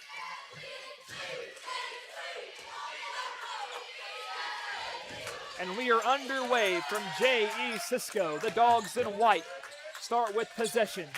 Extended 2-3 zone by East. Actually, it's kind of looked like a man-to-man. The black and blue Eagles defending, and McKinnon gets the party started off the glass for 2.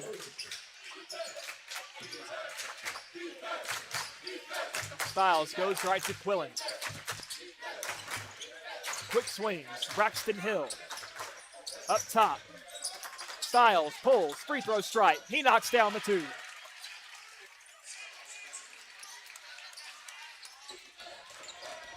East Hickman also has a lot of great scorers in their own right. Weston Styles, good scorer. Silas Quillen, tremendous ball handler. Tim Puckett trying to save it, but it goes out of bounds. Braxton Hill as well, a senior leader, one of the few seniors on this team, if not the only senior.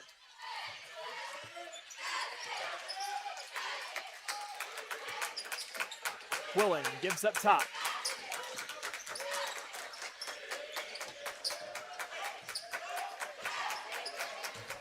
Styles, step back, 3, over Brody Worley. It rattles out. Rebounded by Turpin. His putback is good.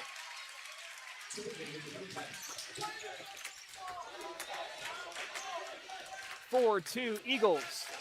We've played a minute and 20 seconds.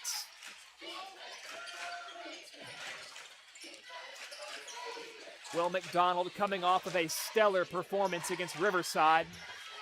Worley, step back, corner 3, well short. It's being tipped around, and it falls into the hands of Tim Puckett. McDonald, corner 3, and he's going to stay hot. A timeout called by Coach Holt. No, that was a technical foul on Will.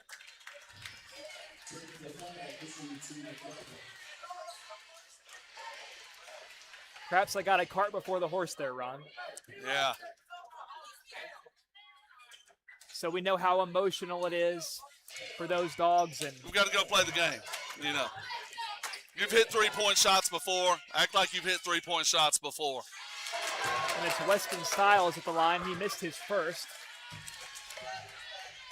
And as we were saying, Ron, Will McDonald coming off of a 26-point night against Riverside. And a red-hot Will McDonald is the exact thing you're wanting if you're Coach Dawson going into tournament play. But right here, Will's got to be smart, because if he gets another technical, he's out of the game, and there's a 2-game suspension involved. So, you've just got to play the game. Just go play right here. And that would put him out for pretty much the entire district tournament. It would be the entire district tournament. And Quillen pulls and knocks down the 2. East Hickman shooting silky smooth to start this first quarter. McDonald inside to Puckett. Back out to McDonald. Will cuts. He drives. Nice move, and it rolls in.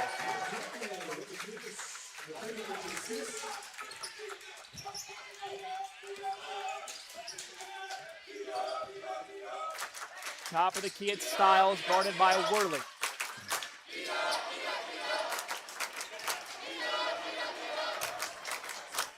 And And Ron, we got to talk to Brody Worley at the end of the Riverside game. He was talking about how he's trying to up his physicality because he knows, as far as weight goes, not one of the bigger guys on the floor. And Braxton Hill there knocking down a three. And that They called a bucket's, foul on Puckett. and that so- bucket's going to count. Okay, they called it on them on No. 3. That's going to go against Silas Quillen. So is that bucket going to stand? Bucket counts. It was on the rebound, I would assume. Was that Hill who hit it? Yes, Braxton Hill with the three, and I believe it was Silas Quillen called They for the called foul. the foul on Tim. No, it was Puckett, yes.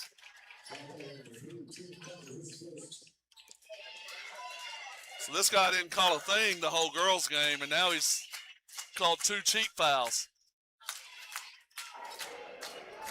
But Ron, I want to keep talking a bit about Brody Worley and the player he's really become this season. Looking to see more of him in this one and going into the postseason. Dish inside over McKinnon. 2 more points for Braxton Hill. And a timeout called by Coach Dawson. The Eagles up front 11-7. 5:12 left in the first.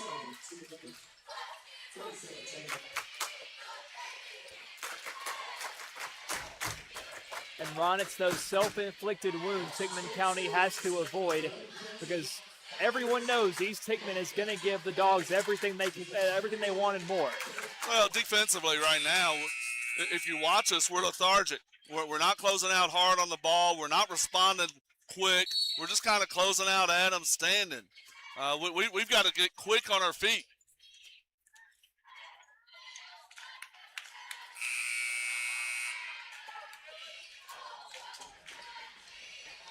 So out of the Bulldog timeout, it'll be Bulldog ball.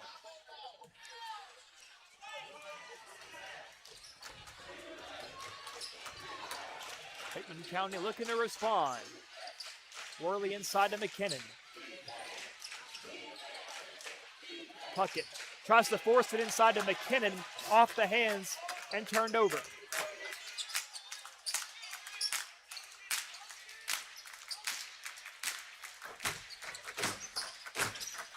There's Styles up top. Quick swings to Hill. Hill drives in on McDonald.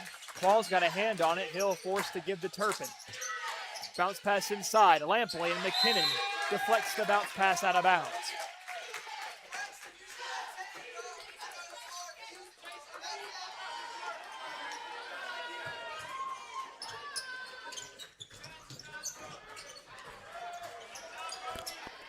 Pass inbounded to Styles. Quillen wants to drive in on the baseline. Blocked by Qualls, but it was after a walk was called against Quillen. And Ron, already in this game, we can hear that student section of the Dogs chirping at some Eagle players. That's something else East Hickman's going to have to try to drown out.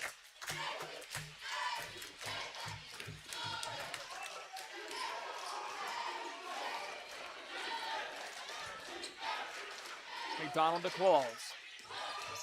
Dillon kicks. Worley from 3. Off the front of the rim. It's a battle for the ball, and it's picked up by Turpin. Will and Tim kind of knocked the ball out of each other's hands there. Some friendly fire, if you will.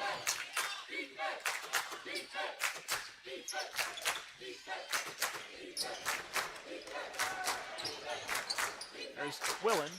Goes over to Hill. Hill pulls from 3 over the hand of Qualls, kicks off the back rim, and Hill right there outside the arc to run down his own rebound. Hill steps through, tries to take it to the rim, rebounded by Puckett, and Hill knocks it loose. Hill tries to capitalize. He misses that 3 short. So some nice hustle plays by Braxton Hill, but well defended by the Dogs. Qualls drives, fading away, misses it long, rebounded by Hill. And Dylan Qualls, a big part of that Riverside game, having to play the interior, playing the post role, and he did that exceptionally. Right now, East has us taking the shots that we want. Other than a couple of layups around the rim, all the shots are either fading away or they're outside threes where we're not catching it inside out. That ball's loose. Who's that off of? That'll be Bulldog ball. And Major Qualls subbing in for Tyler McKinnon. So, to your point earlier, Ron, Major making his first appearance on senior night.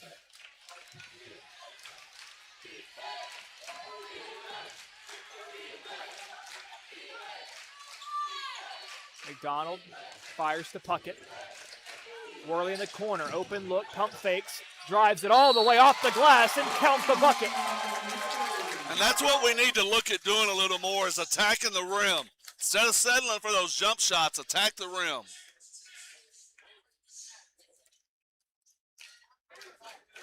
Hickman County a chance to make it a 1-point game if Worley can make the free throw. And he does.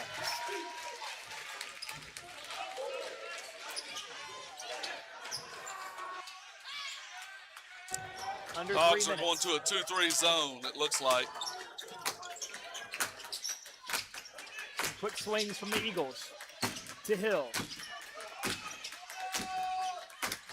Turpin goes over Qualls, missed it to the left, and rebounded by Puckett.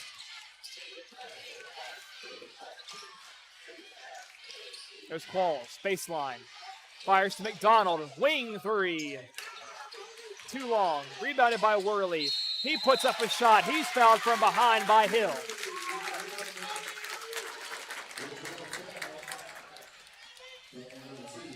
Brody with a good offensive rebound.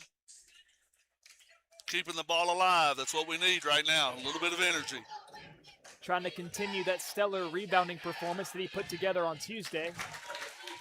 He makes the first free throw. We're tied up at 11, 2:11 to play in the first quarter.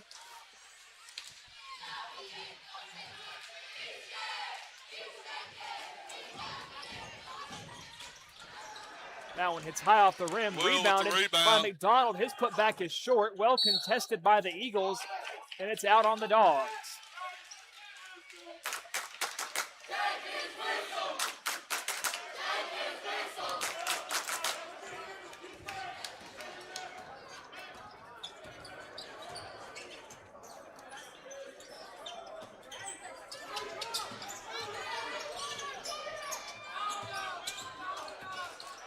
There's Styles to Quillen. Quillen, one of the best pure ball handlers on the floor for either team. Quick pass inside to Turpin. Bounce pass to Styles. Major Qualls right there with him. Styles kicks to Quillen. Pass down to the corner. It's Lampley. Inside to Turpin. Turpin spins through. Nice move. Blocked by Qualls. Deflected up by Brody Worley and taken in by Tim Puckett. He floats to Qualls. Qualls patiently waits and takes it off the board. The Bulldogs need to do more of that. Look to attack off the break before they get that zone set up. Quillen pump fakes down to the corner. Lampley from three. It's good. East Hickman back in front. 14-13. 60 seconds to play in the first.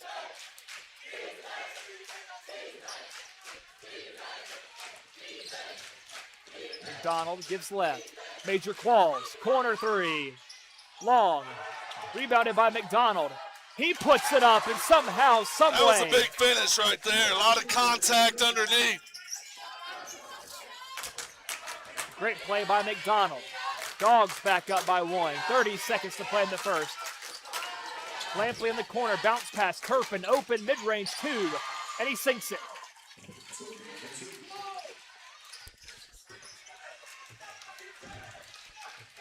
Hickman County with a chance to take the final shot of the first quarter. 10 seconds to play. 5.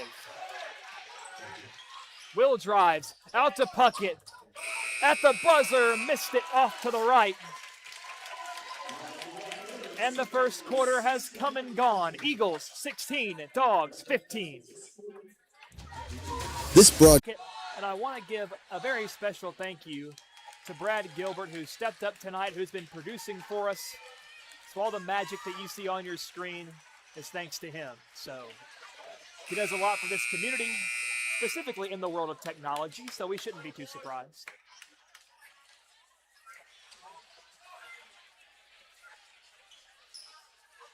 And both teams on the floor. East Hickman with the advantage after one quarter, and Hickman County was rolling until a critical technical call, and East ever since has been trying to capitalize.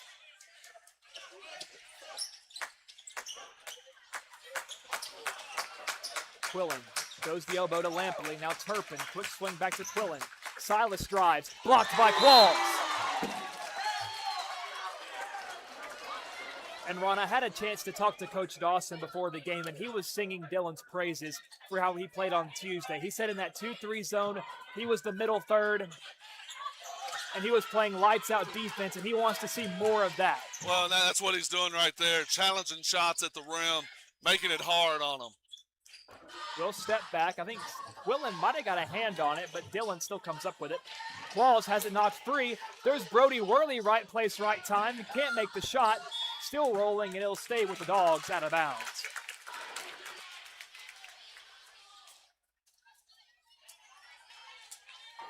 Brody Worley to inbound. Fires out to McDonald. Open three, missed it long. Major Qualls almost with a save, but no dice. And now entering the game for the first time, it's number 2, Braden Brown, subbing in for Major Qualls.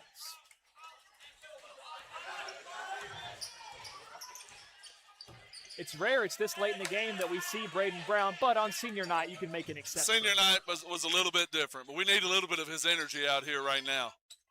Bounce pass, Turpin pulls, off the back iron. It's going to be a foul on Quillen as he kind of climbed.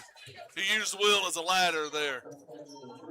It was rebounded by the Dogs anyway, but Hickman will take the foul.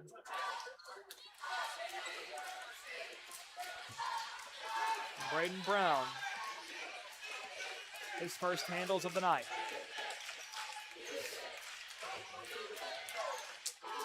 Inside the Qualls, who was looking for Brody Worley on a quick bounce pass. Go ahead and shoot that. That's 2 on Silas. So that's going to be another foul against Quillen. Dylan's passing up a 4-foot shot for a 2-foot shot, and the pass is hard right there. You just got to turn around and shoot that. Brody's got the rebound if he misses. Qualls usually a very aggressive driver.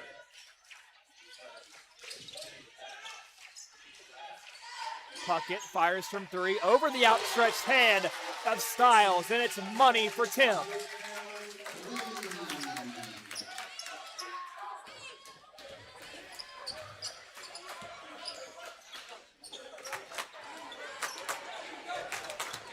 Hill drives, has it knocked loose, but not without Brody some with the extracurriculars. reach right there. That was a good call.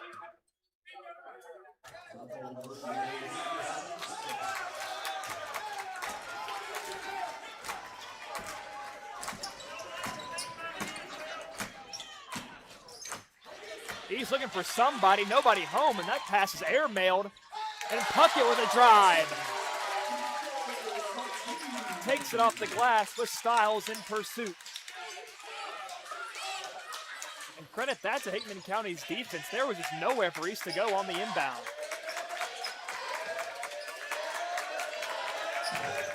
Quillen steps into a 3 with nowhere to pass, and he buries the triple.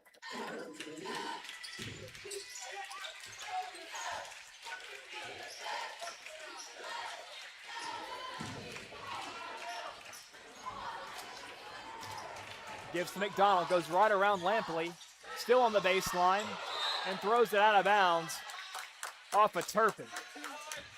So a very aggressive play, but a smart one by McDonald. And a timeout is called by the Eagles. Hickman County leads 20-19 with 5:27 left. And Ron, it looks like we're about to get another one of those knockdown, drag 'em out kind of games. The key in this game is the Bulldogs are going to have to hit some outside shots in order to make them kind of spread out or change defenses. I don't think he's going to change defenses because if they go man-to-man, we've got too many mismatches. And their zone gives us problems. They do a really good job of when you penetrate, there's 2 or 3 hands there to try to knock it out of your hands. I'd like to see the Bulldogs kind of overload a side. Send some runners through to the short corner, the wing, have low post, high post. Out of the timeout, it'll be Bulldog ball. Out to Puckett. Tim, deep 3. This one rolls out.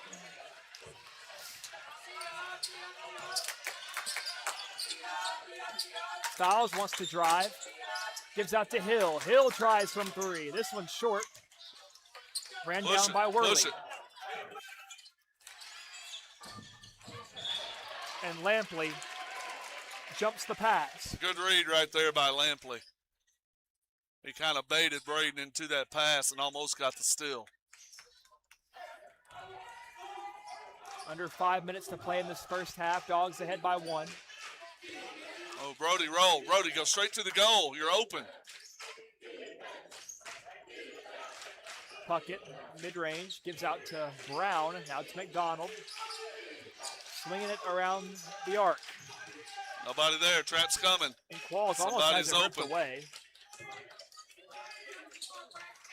Back to the corner. McDonald tries a three. Overshoots the bucket and into the hands of Braxton Hill. As Quillen tasked with bringing it up the floor. Bounce pass. Turpin inside. Backing down Qualls. Gives out. Styles. Up top to Quillen. Quick swing to Hill.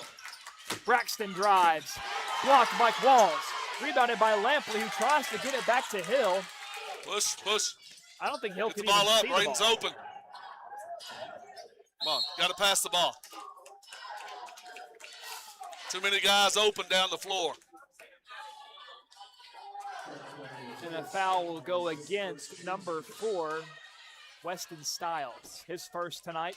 The third team foul for the Eagles in the second quarter. Bounce past the Qualls, steps through, tries to put up a shot. I believe he's got a hand on it, but he gets his own rebound and a putback. He got a hand on his wrist.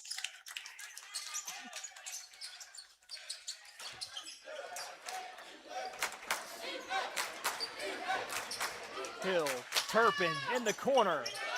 Short, rebounded by Qualls. Qualls on a drive himself. Tries a little reverse, and he hits the floor, no call.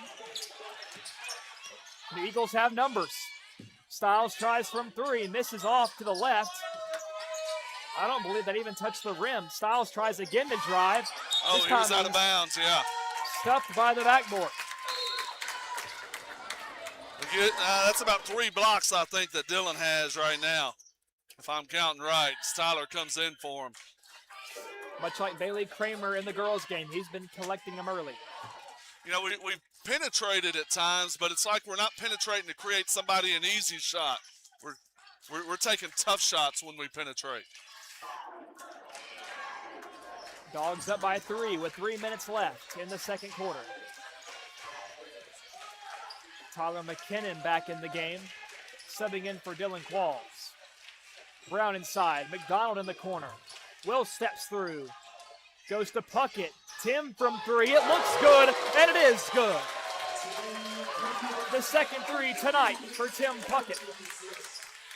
It was a good setup, good pass there. That's the penetration we need, where we penetrate and set up shots for other people. That's 8 points for Puckett in this first half.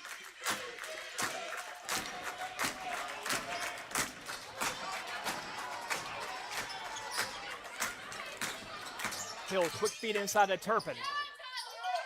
Looking for help. Goes back to the corner, it's Hill. 3 Timeout. seconds. 3 seconds. I haven't seen that called a lot this year, the second time this week. Well, it is.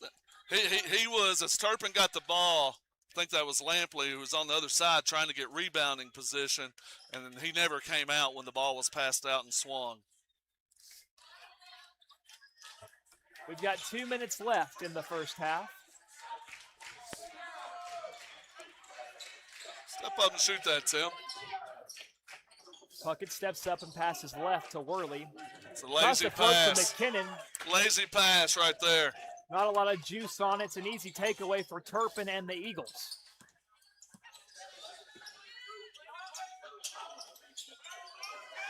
Turpin in the paint. Trying to back down McKinnon. It has to go back out to Styles. Quillen fires some quick ball movement in and out of the hands of the newly entered in number 15, James Meadow. And that's taken all the way to the bucket. Good pass by Brody Worley right there. So Tim Puckett adding to his numbers. In double digits now. Screen by Meadow. Styles lost it. It's rolling out of bounds. And it'll stay with the black and blue.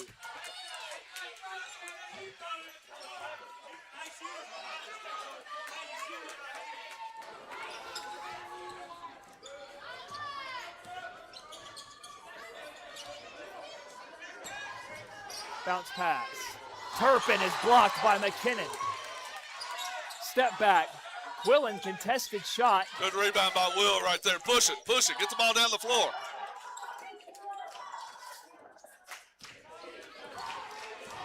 Braden slowing it up, fires a commanding pass to Puckett.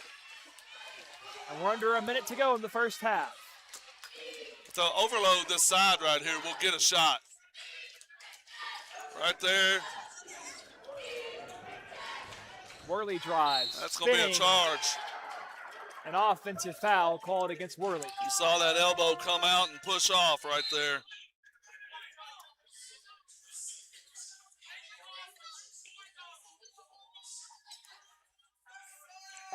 So it'll be the second foul against Brody Worley.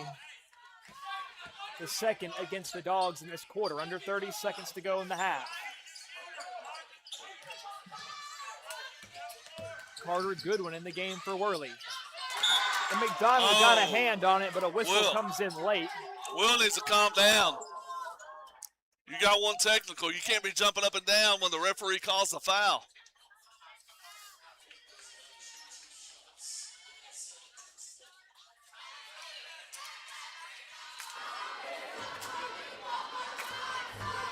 And the official talking to McDonald and Coach Dawson. Looked like right there Will was dangerously close. You can't play with that. I mean, this game right here really has no effect. And it's not worth getting a double technical or two technicals and then not being able to play in the district tournament. Jack Floyd enters the game for the first time tonight for Will McDonald. So Quillen makes the first free throw. The second one rattles out. And there's Jack Floyd, the freshman, falling away. And a whistle. Silas hit the first free throw.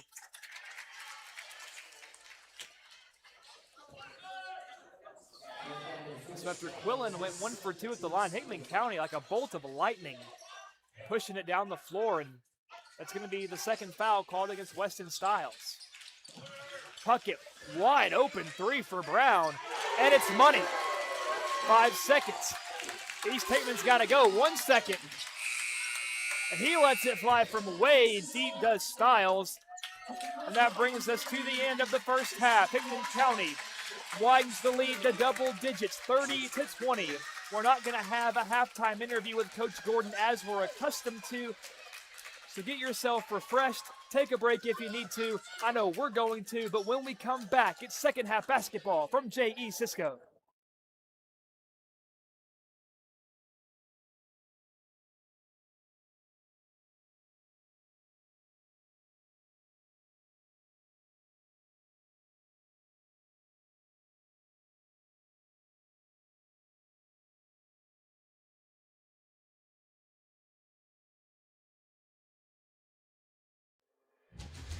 This broadcast of Friday Night Lights on WNKX is brought to you by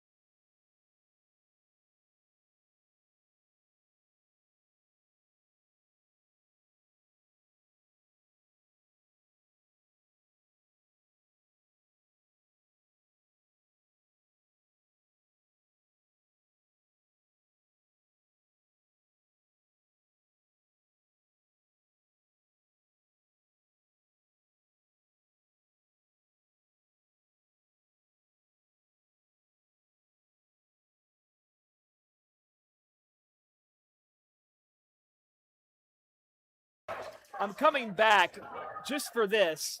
They're doing a half-court shooting challenge right now for halftime with a $1,000 grand prize, and Luke Istri just banked it in from half court. Oh, my goodness. But we're not done yet, folks. Oh, that one sails a little over the backboard, hitting off the beam. Now we've got someone who I graduated with, Dayton O'Neill, in 2020. It looks good. Oh, just off. We've only got a few more competitors left. Here we go. This one, oh, just short. Had good spin on it, though.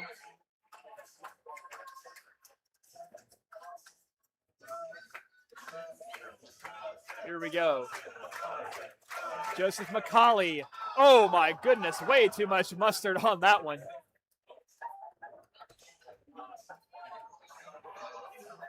I've got Ryan Miles to close us out. What do you got? Miles from deep. Oh!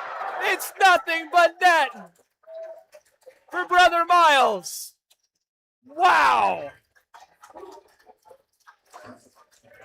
How about that? This place just erupted.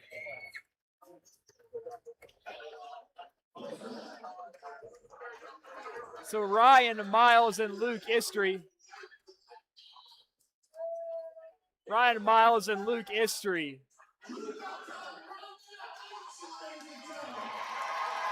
The winners of the grand prize.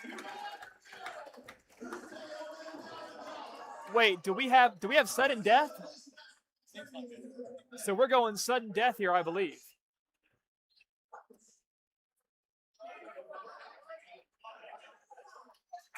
And that'll take him to the free throw line.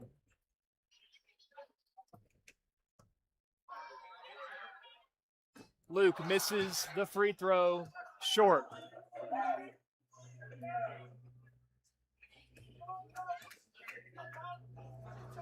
And this one's up. This one's good. They might be doing a best of three. Admittedly, I could not hear the PA all that well. Oh, but Luke's got two. 2 for 3 so far, so they're going to shoot more than 3. And a third for Istri. Does he have another one in him? Oh, missed it. He goes 3 for 5, a strong number for Mr. Istri. Now we've got Ryan Miles. His first. Cash. Needs 4 to win, 3 to tie. He's got 2. Miles is 2 for 2. Oh, the second one rims out. It might come down to the final shot. That second one bounces in. We're tied. He needs one more. He's got one shot left for $1,000. Oh, no! And he missed it short. We're tied again.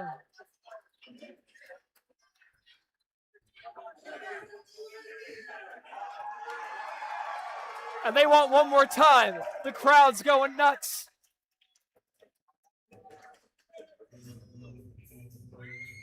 And Luke's got the first free throw.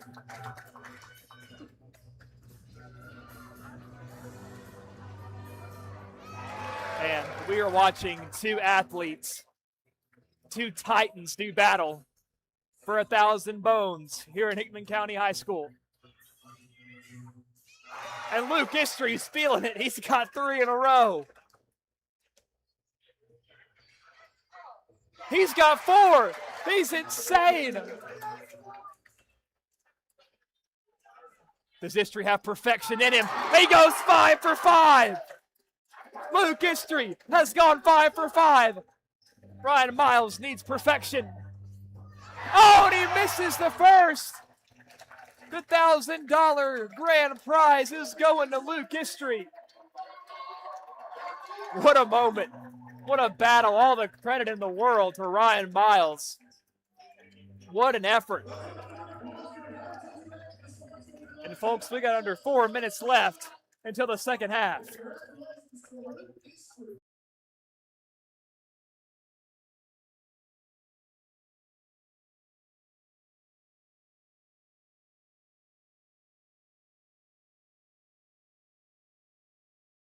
Now, Ron, I know you were over a few steps to the left of me, but I saw you were locked in to this halftime show. Hey, that was the best halftime show I've seen in a long time right there. We need to do that every time. I mean, I think it was probably the best halftime show since Creed did the Thanksgiving NFL halftime show. I would agree with you on that. That one was pretty good. But you got to feel for Mr. Miles there. Made the half-court shot, And still you came end up up short. losing. Unreal. Yeah. But Had the free throw to win at the end of that first set of free throws. If he hits that last free throw, he wins. But, you know, that's the way basketball is. You're that close. I think we're going to remember this night as one of the greatest athletic performances by Luke Istry we've ever seen by an athlete. I mean, you know, it was pretty impressive for a soccer guy to step up in that second set and hit 5 free throws in a row. I mean, he was showing his coordination. This is a whole lot harder than penalty kicks. It is. It is. No shade, of course, any soccer guys out there. Oh, that was fun. That was exciting. For $1,000 too. That's crazy. Maybe I should have entered myself in there. Hey, I know where I'm going for lunch. It's Tuesday, 7th grade hallway. He needs to buy for the school. It's gonna be the biggest, we'll get him to talk to Angela. It's going to be the biggest pizza party the middle school's ever seen.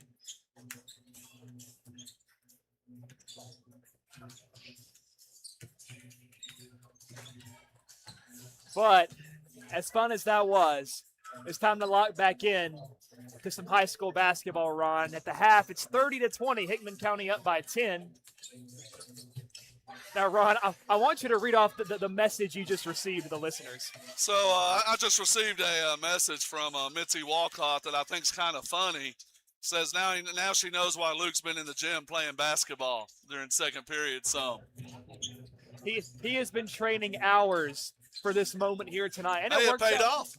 It paid off. There's a good life lesson in this. Practice makes perfect. Oh, goodness. So with under 90 seconds left, Ron, what are you looking at with these two teams going into the second half? Well, right now, that second quarter there, the Bulldogs kind of took control, outscored East 14-5, and they did it on the defensive end. 14 points for Hickman County is about average. That's not a great quarter by any means. We've seen them score much more. But the defensive end, to hold them to 5 points, that's why they were able to stretch out into this 10-point lead. And they're going to have to continue to play that way defensively, to lock down, to challenge shots, get rebounds. And one of the things we were able to do that quarter is we were able to get rebounds and push the ball down the floor and get easier shots before they were able to set up that zone. So when I talked to Coach Dawson before the game, he mentioned wanting to replicate the second half of the Riverside game here tonight. So what are the keys to doing that? Well, it was all defense. There was energy on the floor. They came out with a purpose. The first half against Riverside, I felt like we were just out there taking up space. There was no purpose, and that's what you have to do. You're looking. These seniors are looking at their last 16 minutes on this gym, possibly.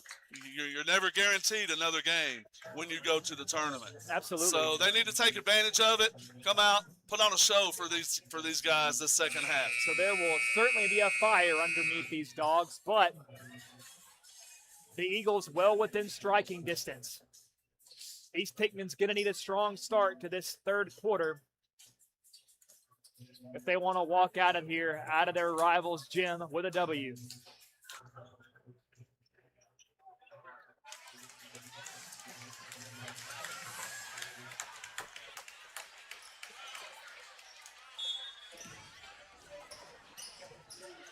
And it will be the Dogs starting us off in the third quarter with the ball.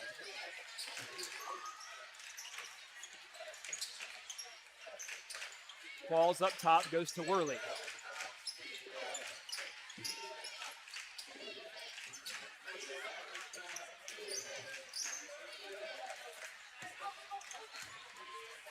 Puckett goes over to Brown. Swings the rock over to Qualls. Going to the corner. They'll go on short corner right there. That shot will be open. Turpin doesn't want to go out to the corner right there. Puckett at the free throw line. Gives out to Worley from the wing. There It we looks go. good. Back center of the rim. It looked good. And it's picked up and taken down the right side by Silas Quillen.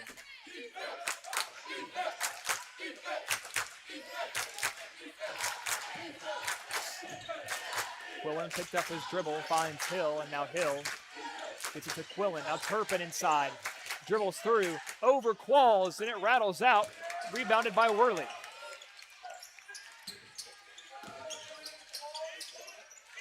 Quick swing to the corner. McDonald from three.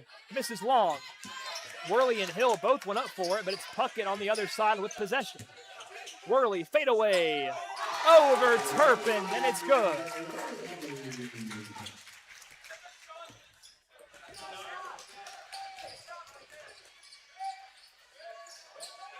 Hill goes right. Styles.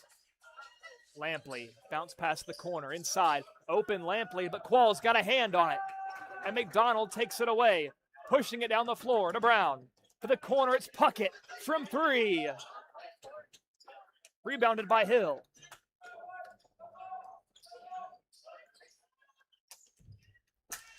Silas Quillen jump stop out to Turpin. Turpin can't get the three to go. The rim has not done either of these teams very many favors. McDonald jump stop, wants to drive to the bucket. Missed the left-hander, and there goes Styles. East has numbers. Dogs in pursuit, and Brown runs it down. Good hustle by Braden Brown. That's a little bit of the energy we need. Brown knocks it free from Styles. Bounce pass to McDonald. Will drives. Oh, that's a tough pass to Worley. Brody drives. He takes it himself. Qualls put back and one. Dylan Qualls all fired up here in J.E. Cisco. Good job staying on the boards right there, putting pressure on the glass. That's the first foul of the second half committed by Braxton Hill, the senior for the Eagles. And Qualls with a chance to secure the three-point play. And he gets it after a few hops off the rim. No, the foul was against Lampley, not Hill. They had two, then changed it to 22. And Styles, a little fadeaway. Rebounded by McDonald. 3 minutes have passed in this third quarter. Dogs up by 15, 35-20. 5 minutes to go in the third.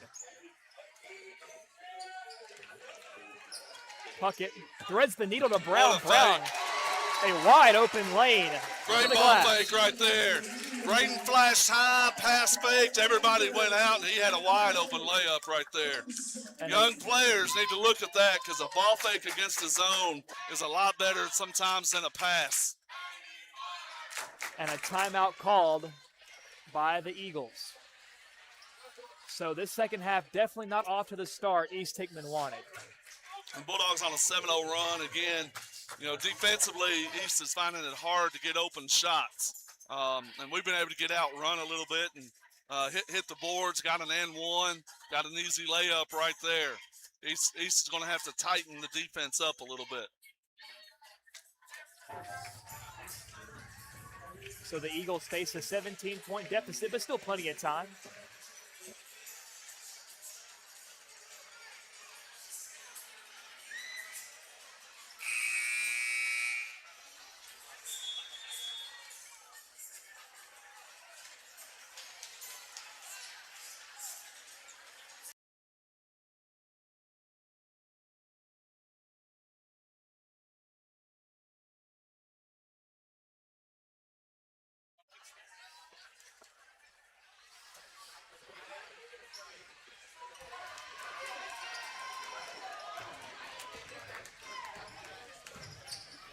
Styles. Top of the key, directing traffic. Now Quillen.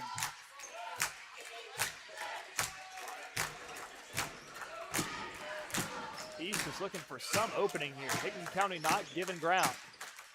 Quillen wants to drive, wants to do it himself. Misses it short. Worley had the contest. Quillen trying to rip it from Qualls. The Qualls hangs with it. To the corner, it's Puckett. Oh, and it rattles out. Both guys go up for it. It was a white jersey and a black jersey. McDonald rips it away. stepped on the line as he was trying to step back, get his feet ready for that layup. So nearly almost a great defensive play. I think the referee on the other end just chose not to call a foul. He could have called a foul on Brody, could have called a foul on Silas. He was play on. And Quillen steps into a three, rims out. That's a tough break for the Eagles. That was a pretty good-looking shot. Good shot. I thought it was down. Brown drives through traffic. McDonald in the corner, pump fake, steps right from three, short. Oh, and that one, Hit the bar up above. it actually almost came down off the bar into the bucket. It almost did, but it wouldn't have counted. And Carter Goodwin back in, taking over for Will McDonald. And Ron, do you think with that technical earlier in the game, Will is going to be seeing limited minutes going forward in the second half? I don't know how. Coach Dawson's talking to him right now, trying to tell him something. I'm not quite certain. And Dylan jumps the pass, deflects it out of bounds. Tim Puckett having to keep his head on a swivel. That ball goes sailing past him. Pretty open look. Styles pulls. That was a nice play to find the soft spot in that zone. Settles down and gets it to hit off the front of the rim, and it bounces in. That's the Eagles' first bucket of the second half. They're really extending the zone out, so somebody's going to be able to catch this ball. Somebody like Dylan Qualls in the middle and just take a dribble and attack the rim. And Worley bumped by Quillen. That'll draw the foul on Silas. That's 3 fouls on Quillen. Attack. Qualls, lost it. He's got to go quick. He's thinking too much and allowing the defense to get down on him. Styles drives around, Goodwin gets it to fall, and one for the Eagles.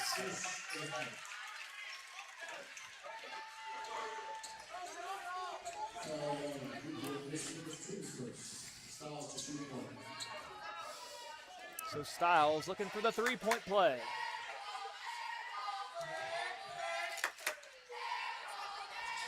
And he's got it. Styles has all 5 of their points in this third quarter.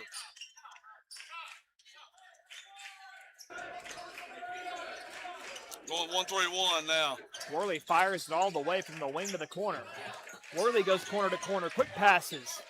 Lampley hits the floor hard. Puckett pulls from 3, and he's got it.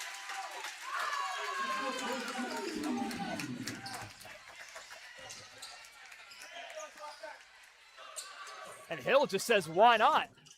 Misses it short. Puckett down the floor to Brown. Brown drives through a couple of defenders off the front rim.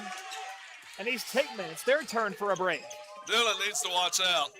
Lampley's gone down twice. Dylan drives. That's good defense right there. And a foul. Brody Worley throwing the thumbs up saying, where's the jump ball? No call. I don't know how he called a foul on that one, but he did. That'll be 2 fouls against Puckett. And East takes advantage.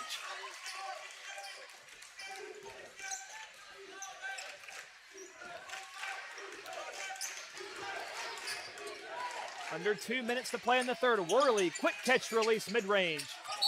Rims out. And it's Eagle ball. I'd really like to see us attack right there. We don't have a lot of guys on our team that can hit that mid-range shot really consistently. If you turn and attack, you're putting pressure on them.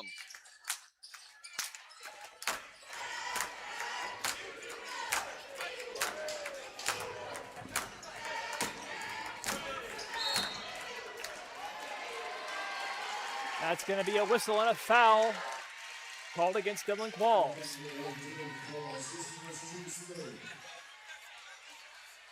That's the 3rd team foul on Hickman County this quarter. The first foul of the game for Qualls. Corner 3 on the way. It's good. Chase Turpin knocking it down. And we're back to a 10-point game with 90 seconds to play in quarter number 3. When Puckett. That's the 4th foul on Silas right there. That's a big one. He's going to have to, Coach Holt's going to have to make a decision right here. And he pulls in number 24, the freshman Aiden Logan, to take the place of Quillen.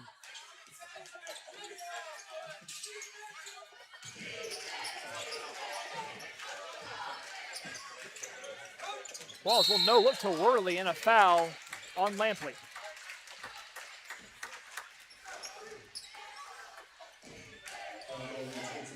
So with 1:15 left in the quarter, East Hickman at 4 team fouls. Any fouls going forward will result in Hickman County shots. Nice snag by McKinnon. Little touch. Comes up just short. Qualls runs it down. Puckett steps into a three. That one's short. Rebounded by Turpin.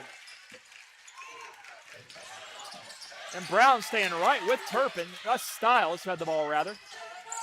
Stiles drives behind the back. Step back. Almost a pretty move. Turpin rips it away. It's loose. And Braden Brown's got it. Wide open Tim Puckett, but he led him a little bit too far. It was there, right thought. Just led him just a little bit too much. So the Eagles will get away with one.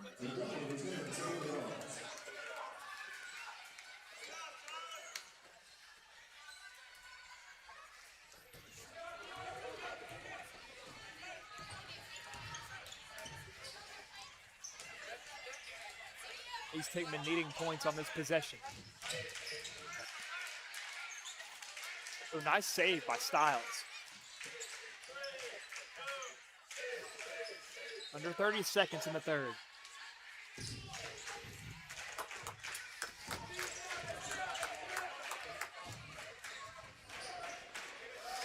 Corner, Lampley hits high off the rim, pulled down by Qualls. Qualls might want to drive himself. Those long strides. Rattles out. But McDonald puts it back in. And Logan let it fly at the end of the quarter. It's going to miss well short. It's Hickman County by 12, heading into the fourth, 42-30. This broadcast of Friday Night Lights on WNKX is brought to you by Ascension St. Thomas Hickman Hospital. MLEC and ML Connect, your trusted source for power and broadband. Pizza Hut of Centerville. McDonald Funeral Home and the McDonald Family.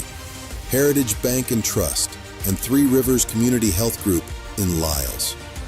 We appreciate these trusted local businesses for making this broadcast possible. We will return in just a moment.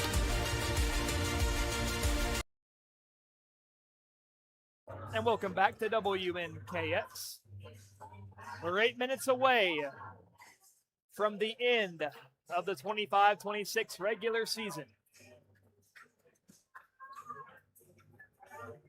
And Ron, I saw the Hickman County cheerleaders throwing out some goodies to the crowd. I'm a bit offended we didn't get anything our way. Yeah, they need to aim a couple up our way anyway.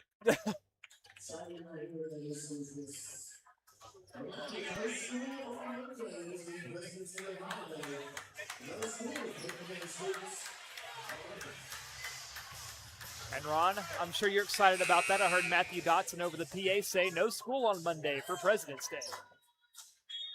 Yeah, it's good to have a little break. And Especially after a 2-week break. Yep. And the next day you got the district tournament, so right back to business. But at least with President's Day, everybody's out of school and not just a select few. Falling away, it's contested shot. And Quillen, who's back into the game, tried for the putback, and he's fouled.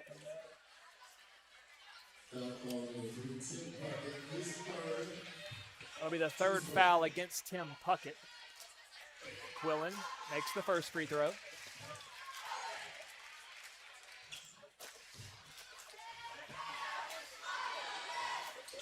Misses the second one off to the right, so it's going to be an 11-point game.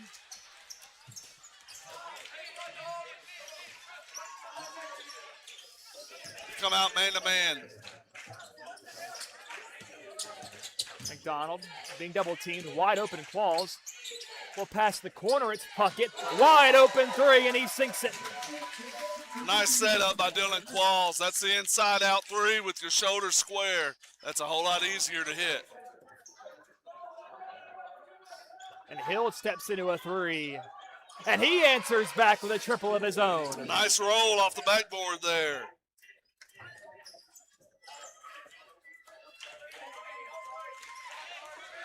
Now they're back to the zone, it looks like. Nah, they're still going man.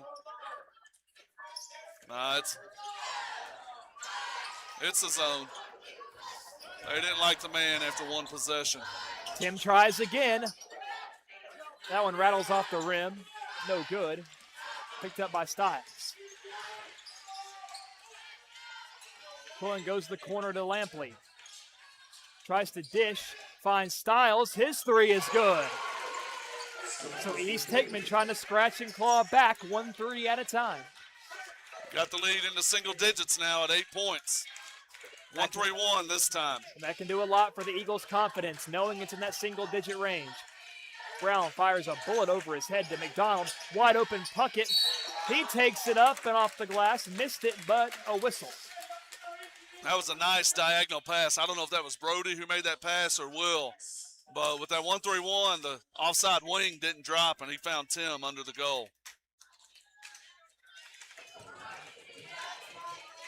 Tim with a chance to make it a double-digit game if he can make both of these, and he's got the first.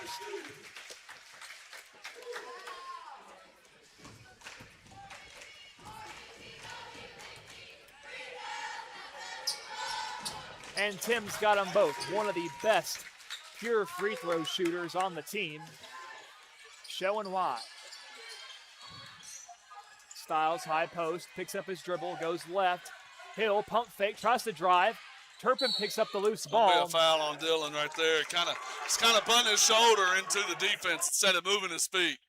He's stepping into him. That's only going to be Qualls' second foul tonight. So Dillon's been playing a pretty disciplined game defensively. Yeah. To the corner, McDonald tried to knock it out, but he's called for a reach-in foul. We need to play defense. We're trying to run through them with our body or back tap from behind.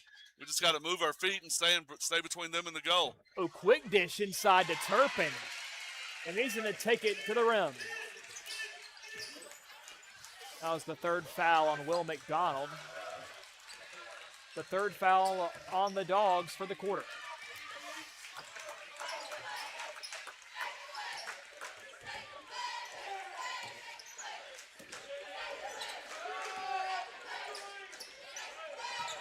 Brown, pump fake. Gives to Worley in the corner, now back to Brown. Hickman County just trying to burn some time here.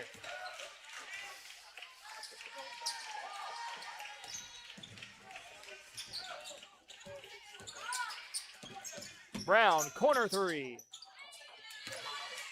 Worley with the rebound. His putback is short. Rebounded by Stiles and a whistle. They could really get Worley or Brown here. I have a feeling they're going to be shooting free throws for a long time the way we're slapping, because they're in the bonus from here on out. And they're going to get Worley on the foul, his third, Dogs fourth.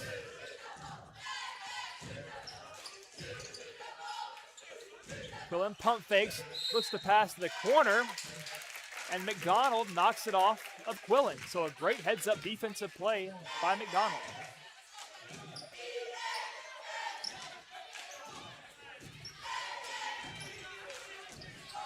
Don't wait for them. Turn and take the advantage. If they want to extend out, we got to get the ball high post and attack the rim. Right there, go. Wide open Worley. That's going to be an easy two. Nice pass.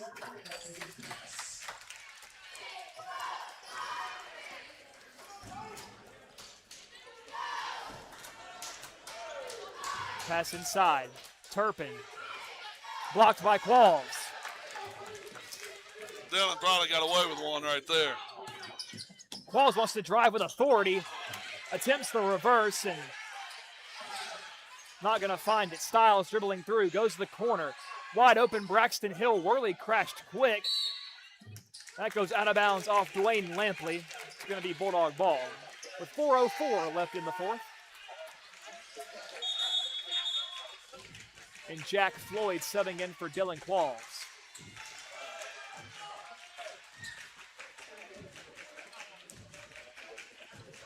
East Hickman applying pressure defensively. Floyd quickly gets it back to Brown, trying to get it to Worley, taken away by Styles. He's going to drive it himself, missed the layup, but a foul.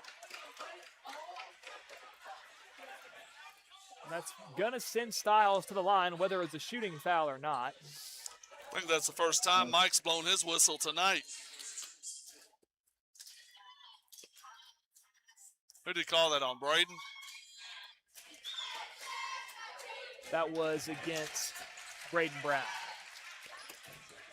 That was BB's first foul of the evening. Did he hit the first one? And he's got them both. So we got an 8-point game here in J.E. Cisco. McDonald trapped, finds Jack Floyd. And a timeout taken by Coach Dawson. And Ron, with 3:51 left, 8-point game. This is still very much a ball game. And one thing I don't like is a lot of the body language on the Bulldogs right now. I'm not a fan of it right now. We're in an 8-point game. We need to be doing everything we can. We need to be listening to the coach and executing as a team. And I'm not seeing that on the sidelines right now. But what about over on the east side? What do these last 3 minutes and 51 seconds need to look like? Well, they feel like they've got some momentum. They're hitting some shots. They're getting some defensive stops. They've got us frustrated. And, you know, they're just a shot away or a dumb play away from or on us of being right back in this game and feeling like they've got a chance to win.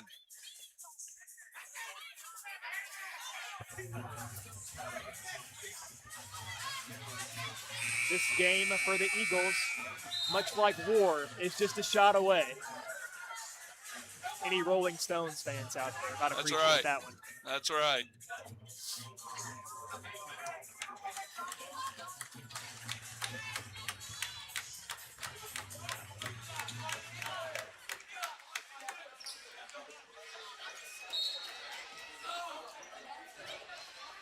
Under 4 minutes, expect the Dogs to try to milk some of that time.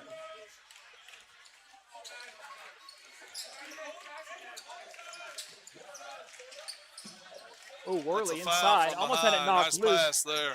Wide open to Will McDonald. Got to be strong with it. When you catch that ball in the high post, they're coming down hard.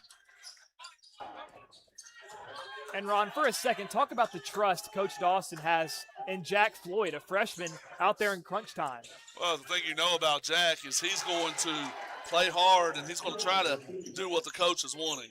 And Silas Quillen knocks down a big three there, but it's going to take more than that. They're going to need to chain together some stops. Floyd drives. And that's going to be a charge on Floyd either way. He lost the ball out of bounds. Yeah, right there. Jack's got to kind of pull that back. He's got no numbers. There's no way we're going to get a layup right there. Pull that back, set it up. Clock's our friend.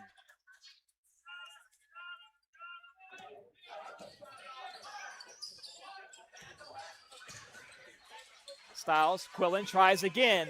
Oh, this one rims out a good-looking shot. You can tell Quillen is feeling it. And the possession arrow is going to favor the Dogs. Well, we have to understand right now that they've got two shooters on the floor. We got to cheat towards Silas. There's no way. Tim's got to get out there a little bit quicker in the corner and realize he's out there. But even Dwayne Lampley has the three tonight, so even he can be a threat if you're not careful. McDonald wants to take it himself, missed the layup, but Worley secures the putback.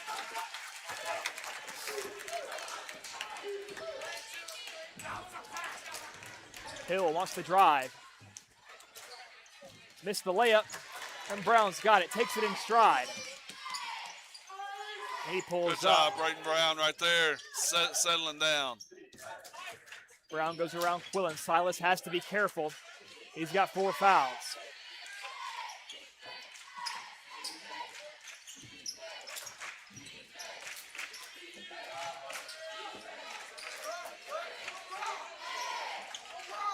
Tim has to pass, finds McDonald. Worley open. And a quick touch pass back out to Brown. Under 2 minutes to play in the fourth. 53-44, Dogs up front. Inside to Qualls, dishes back out to McDonald. East having a tough time getting any Bulldogs right now takeaways. are trying to just take the air out of the clock right now. They'll take layups like this. And Worley takes it off the glass. And Ron, right there, East Hickman only has one foul in the quarter. They had some to give. Yeah, they need to be playing a little more aggressive than that. Quillen, Hill tries a deep three. Rebounded by Turpin. Turpin gets out to Stiles. Nice hands by Stiles. Stiles wants to drive, pulls up, kicks to Quillen. He tries from three. And that's another three for number 3. And a timeout by Coach Holt. We might want to stop sinking in so far and find him. Silas Quillen trying his hardest to get his guys back in it. That's a couple of threes in the last 2 minutes.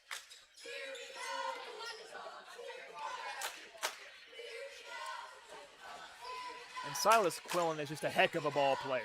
He's a good basketball player. He's smart. He uses his body well. He can shoot the three. He's also got a mid-range game that he can use, and he can finish at the rim also. And next year, of course, East will be losing senior Braxton Hill, so look to Silas Quillen to step up and be a leader on this team going forward. And really, there are fewer guys that you'd rather have leading your team. Well, he and Stiles will make 2 really good senior guards next year. So they're going to have that senior leadership. They're going to be able to build and grow on this year.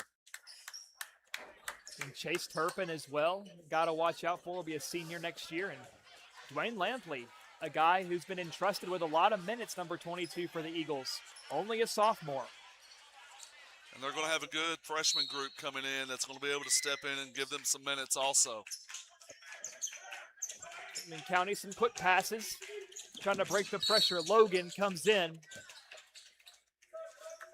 and fouls McDonald. Only the second team foul for the Eagles.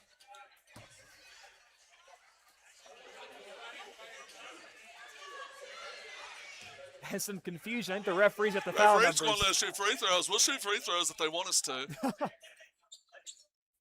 Very begrudgingly, I'm sure.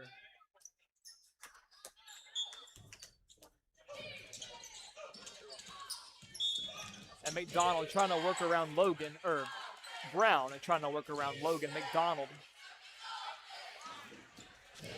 over on the far side of the floor.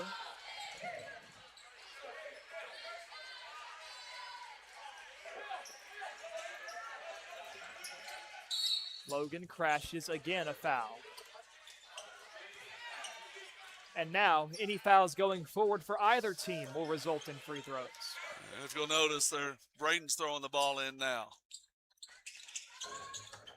And right on cue, there's Tim Puckett with the ball in his hands. Just the guy you want to go to the line.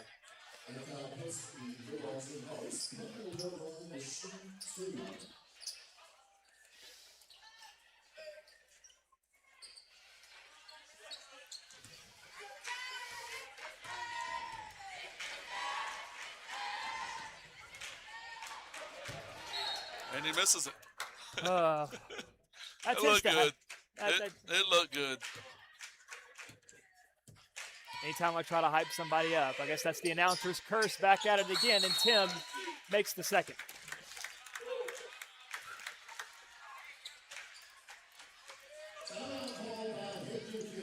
So Coach Dawson takes a timeout with 57.1 seconds left in the fourth. 56-47, it's still in single digits, but the Eagles are going to need a lot to go right for them to win this one. Well, the first thing they need is someone to hit a three, and if I'm Coach Holt right now, I'm trying to draw up a play for Silas Quillen, as he's been shooting well these last couple of minutes. Bulldogs are going to have to match out and make sure, right here, you want to make them use up 10, 15, 20 seconds before you give up a shot. Well, also for Hickman County, they got to understand with 5 team fouls against them, they have to play really disciplined basketball because any foul they commit results in 3 shots for the Eagles in no time. Drained off the clock, and I should have pom-pom hit me off the head. That was a good shot, Ron. What's that? How's my hair? How's my hair look? That surprised you? a little bit. Somebody down there had an arm. They came in like a bullet.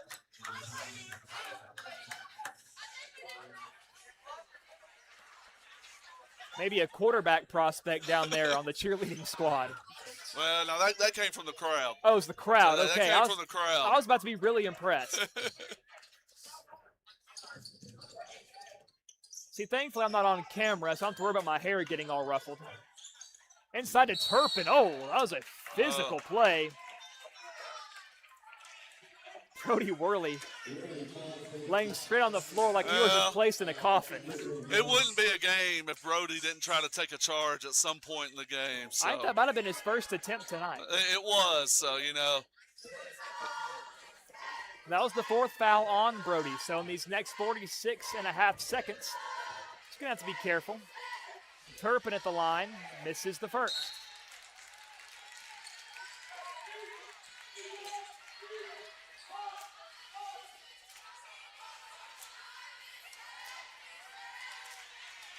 Will will just walk back down here under the goal. He'll be wide open because they don't even see him right now. He's going to step back up and just try to be an extra hand on deck. And Brown is fouled, and that'll send him to the line.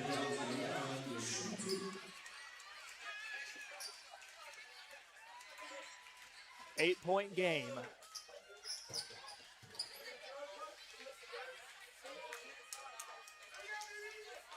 It's like the strategy you said, Ron, the East girls needed to use in the first game tonight.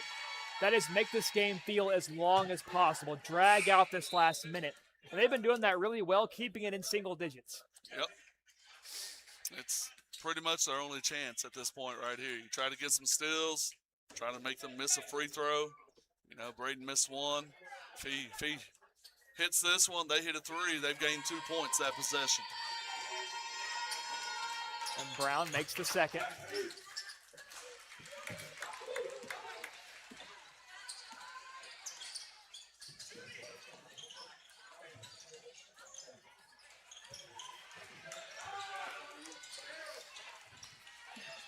Hill off balance three, and what a pretty shot from Braxton Hill. Timeout by Coach Holt, and Ron, you called it.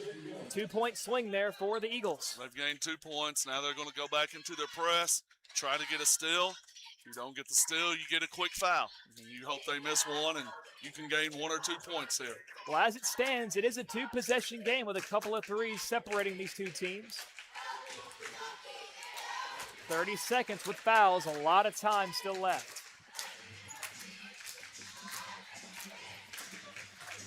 You know, I'm seeing some people start to file out of here, but this game's not over. No. 2 possessions, 30 seconds left. 30 seconds, a lot of time. A lot of times as a coach, if you're trying to play fast like this, you think of possessions in terms of 10-second increments. Because that's probably how long it's going to take to get a quick foul, come down, and possibly get a quick shot. So East has up to 3 possessions here.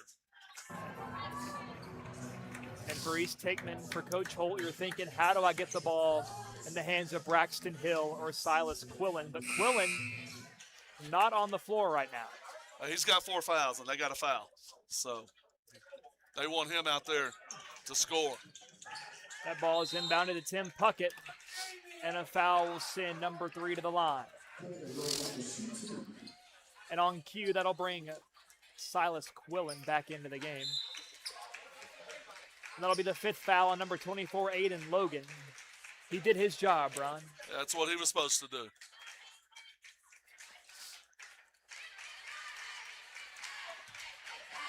Tim Puckett can make it a 3-possession game. First one misses short.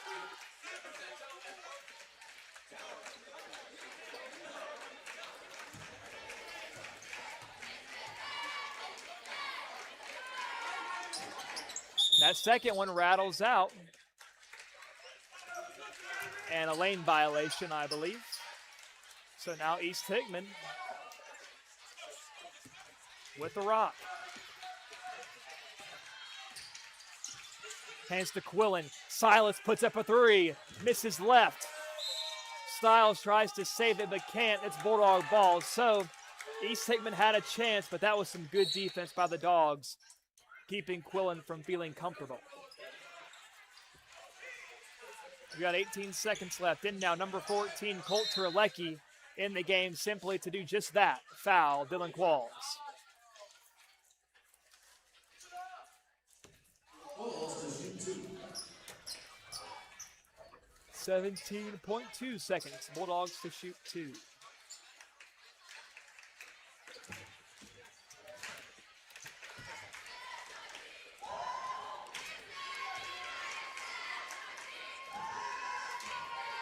Qualls misses the first.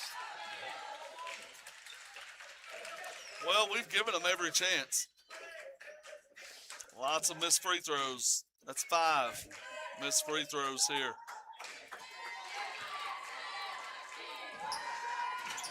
There we go. Qualls makes it a 3-possession game, and with 15 seconds, that's going to be pretty close to insurmountable. Styles letting some time drain. That was not very smart right there. So that's going to stop the clock and give the Eagles a chance at a free 2 points.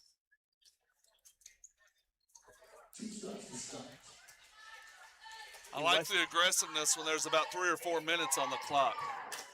But when 10 seconds on the clock and a 7-point lead, let that ball go. Styles hits the first. Got a 6-point game, 2 possessions again.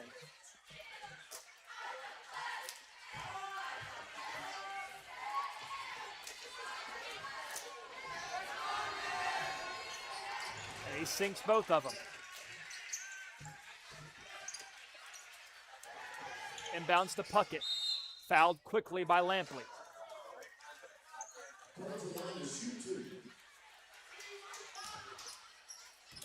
And Ron, we've seen long final minutes, but this has been probably the longest it's been all year. It's been a long, long one.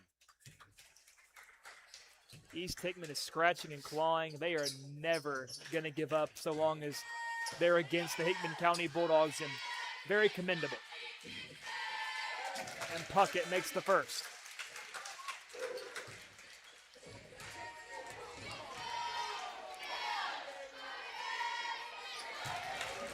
And Puckett's got both of them. We got a 3-possession game. Quillen's got it. 5 seconds left. This shot will just be a formality, some pageantry.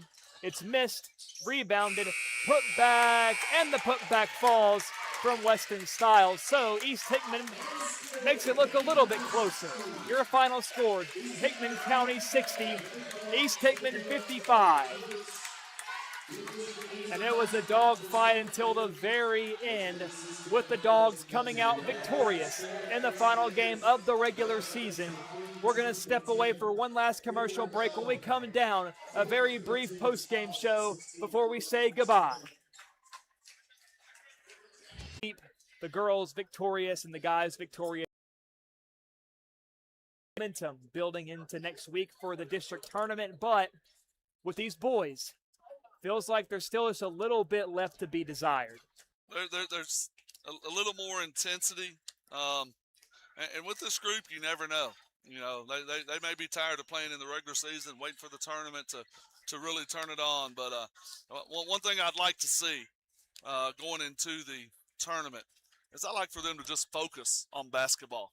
Forget about the extracurricular stuff. Forget about, you know, you make a three, you have to, you know, do something to show everybody you made a three. I'm not quite sure what happened there. When something goes wrong, don't get frustrated. You know, their body language that fourth quarter, that first part of the fourth quarter, was not very good. And that's things that they're going to have to fix going into the tournament, because when you get in the tournament, there's only one goal. That's to have more points at the end, and you do that by playing as a team. You do that by playing hard, and you do that by doing what your coach wants you to do. And tonight, I think we saw a bit of a return to form for Tim Puckett, and he's really carried that over from last game. He had a really good performance. He started looking like his old self again, and tonight he was by and far the Dogs' leading scorer with 21 points. Made a couple of big threes in the first half, a couple of threes in the second half, but a lot of his point totals in the second half were courtesy of the free throw. So he did a good job of stepping up when he needed to. So what did you see from him tonight? Well, he stepped in and he shot the ball. One of Tim's problems the last few games is he's been thinking a little bit too much when he's shooting. And shooting a basketball, God gave you an amazing brain, and if you'll just go quick, shoot quick, and not think about it, your brain will automatically do everything it needs to do. So Tim looking to carry that with him into the district tournament. Will McDonald, he started off really hot, but then sort of cooled down in the second half. He didn't get as many minutes as we're used to seeing. Of course, a lot of that probably had to do with Coach Dawson playing it safe, trying to make sure he is available for the district tournament because of that technical called against him in the first half. And I'm sure that's going to be a point of emphasis, and we're probably going to see Coach Dawson talk to Will about that exact thing. If I was Coach Dawson, I'd have done the same thing, because the thing that scared me was after that technical, Will kept kind of jumping up and down when the referee made a call that he didn't like or something like that. And when you do that, you're on thin ice right there. You're at the whim of an official who, if he decides to tee you up for something like that, you're out 2 games. So something to be mindful of going forward, but I don't think we can say enough good about Brody Worley, and he has really stepped up ever since the calendar changed over from 2025 to 2026. I mean, he has been one of the best players on this team. He's been a leader, both offensively and defensively, was in the double digits tonight, made a lot of field goals in that second half. And I'm excited to see what Brody can do come tournament time. Brody was big on the boards. He got some second chance rebounds. He kept some balls alive. His energy kind of helped us out tonight, get some extra points and some extra possessions. And Hickman County tonight improves to 16-8, 5-1 in the district. And with this win tonight, the Dogs have secured the number 1 seed in the district, regardless if Lewis wins or loses tonight against Riverside. So that's big news for any Bulldog fans out there. But Ron, before we leave, let's touch a little bit on this East Hickman team. They've struggled this season. They finished 0-6 in the district. Not a great regular season record by any means, but they've got a few talented guys that you can be excited about if you're a fan of the black and blue. Well, you know, they play hard, and they do have a good core that's getting better. Every game I watch them, they get a little bit better. And we're going to turn around and play them in the first round of the district tournament on Tuesday. And if this is any indication, it's going to be another dogfight. And it's going to be on a neutral side as well. Now, we know both of these teams, their fans travel very, very well. We're going to see a lot of red. We're going to see a lot of blue. And that's definitely going to play a factor of it. But you got to give credit to guys like Braxton Hill, playing in his final high school season as a senior on this team, finishing the game with 9 points, a couple of big threes. But Silas Quillen, he really stepped up in that second half, making a few big three-pointers that really got this game a lot closer than what it could have been had he not hit those shots. So talk a little bit about Silas Quillen and Braxton Hill real quick as the 2 primary guys. Well, I mean, really, their 3 primary guys are Hills, Quillen, and Stiles. Stiles was their leading scorer tonight with 16 points unofficially. Silas had 13. Braxton had 11. And those are all guys that can score. They play well together. They can put the ball in the hole. And anytime you play them, you know, those are the 3 guys. If I'm coaching against them, I'm trying to key on to try to force the ball into somebody else's hands to take that shot. And Stiles, now he made some threes. I think 1 3 in that game, a few field goals, but he was lights out from the free throw line, and that's something that not everybody in this game tonight can say. He was probably the best from the free throw line of anybody.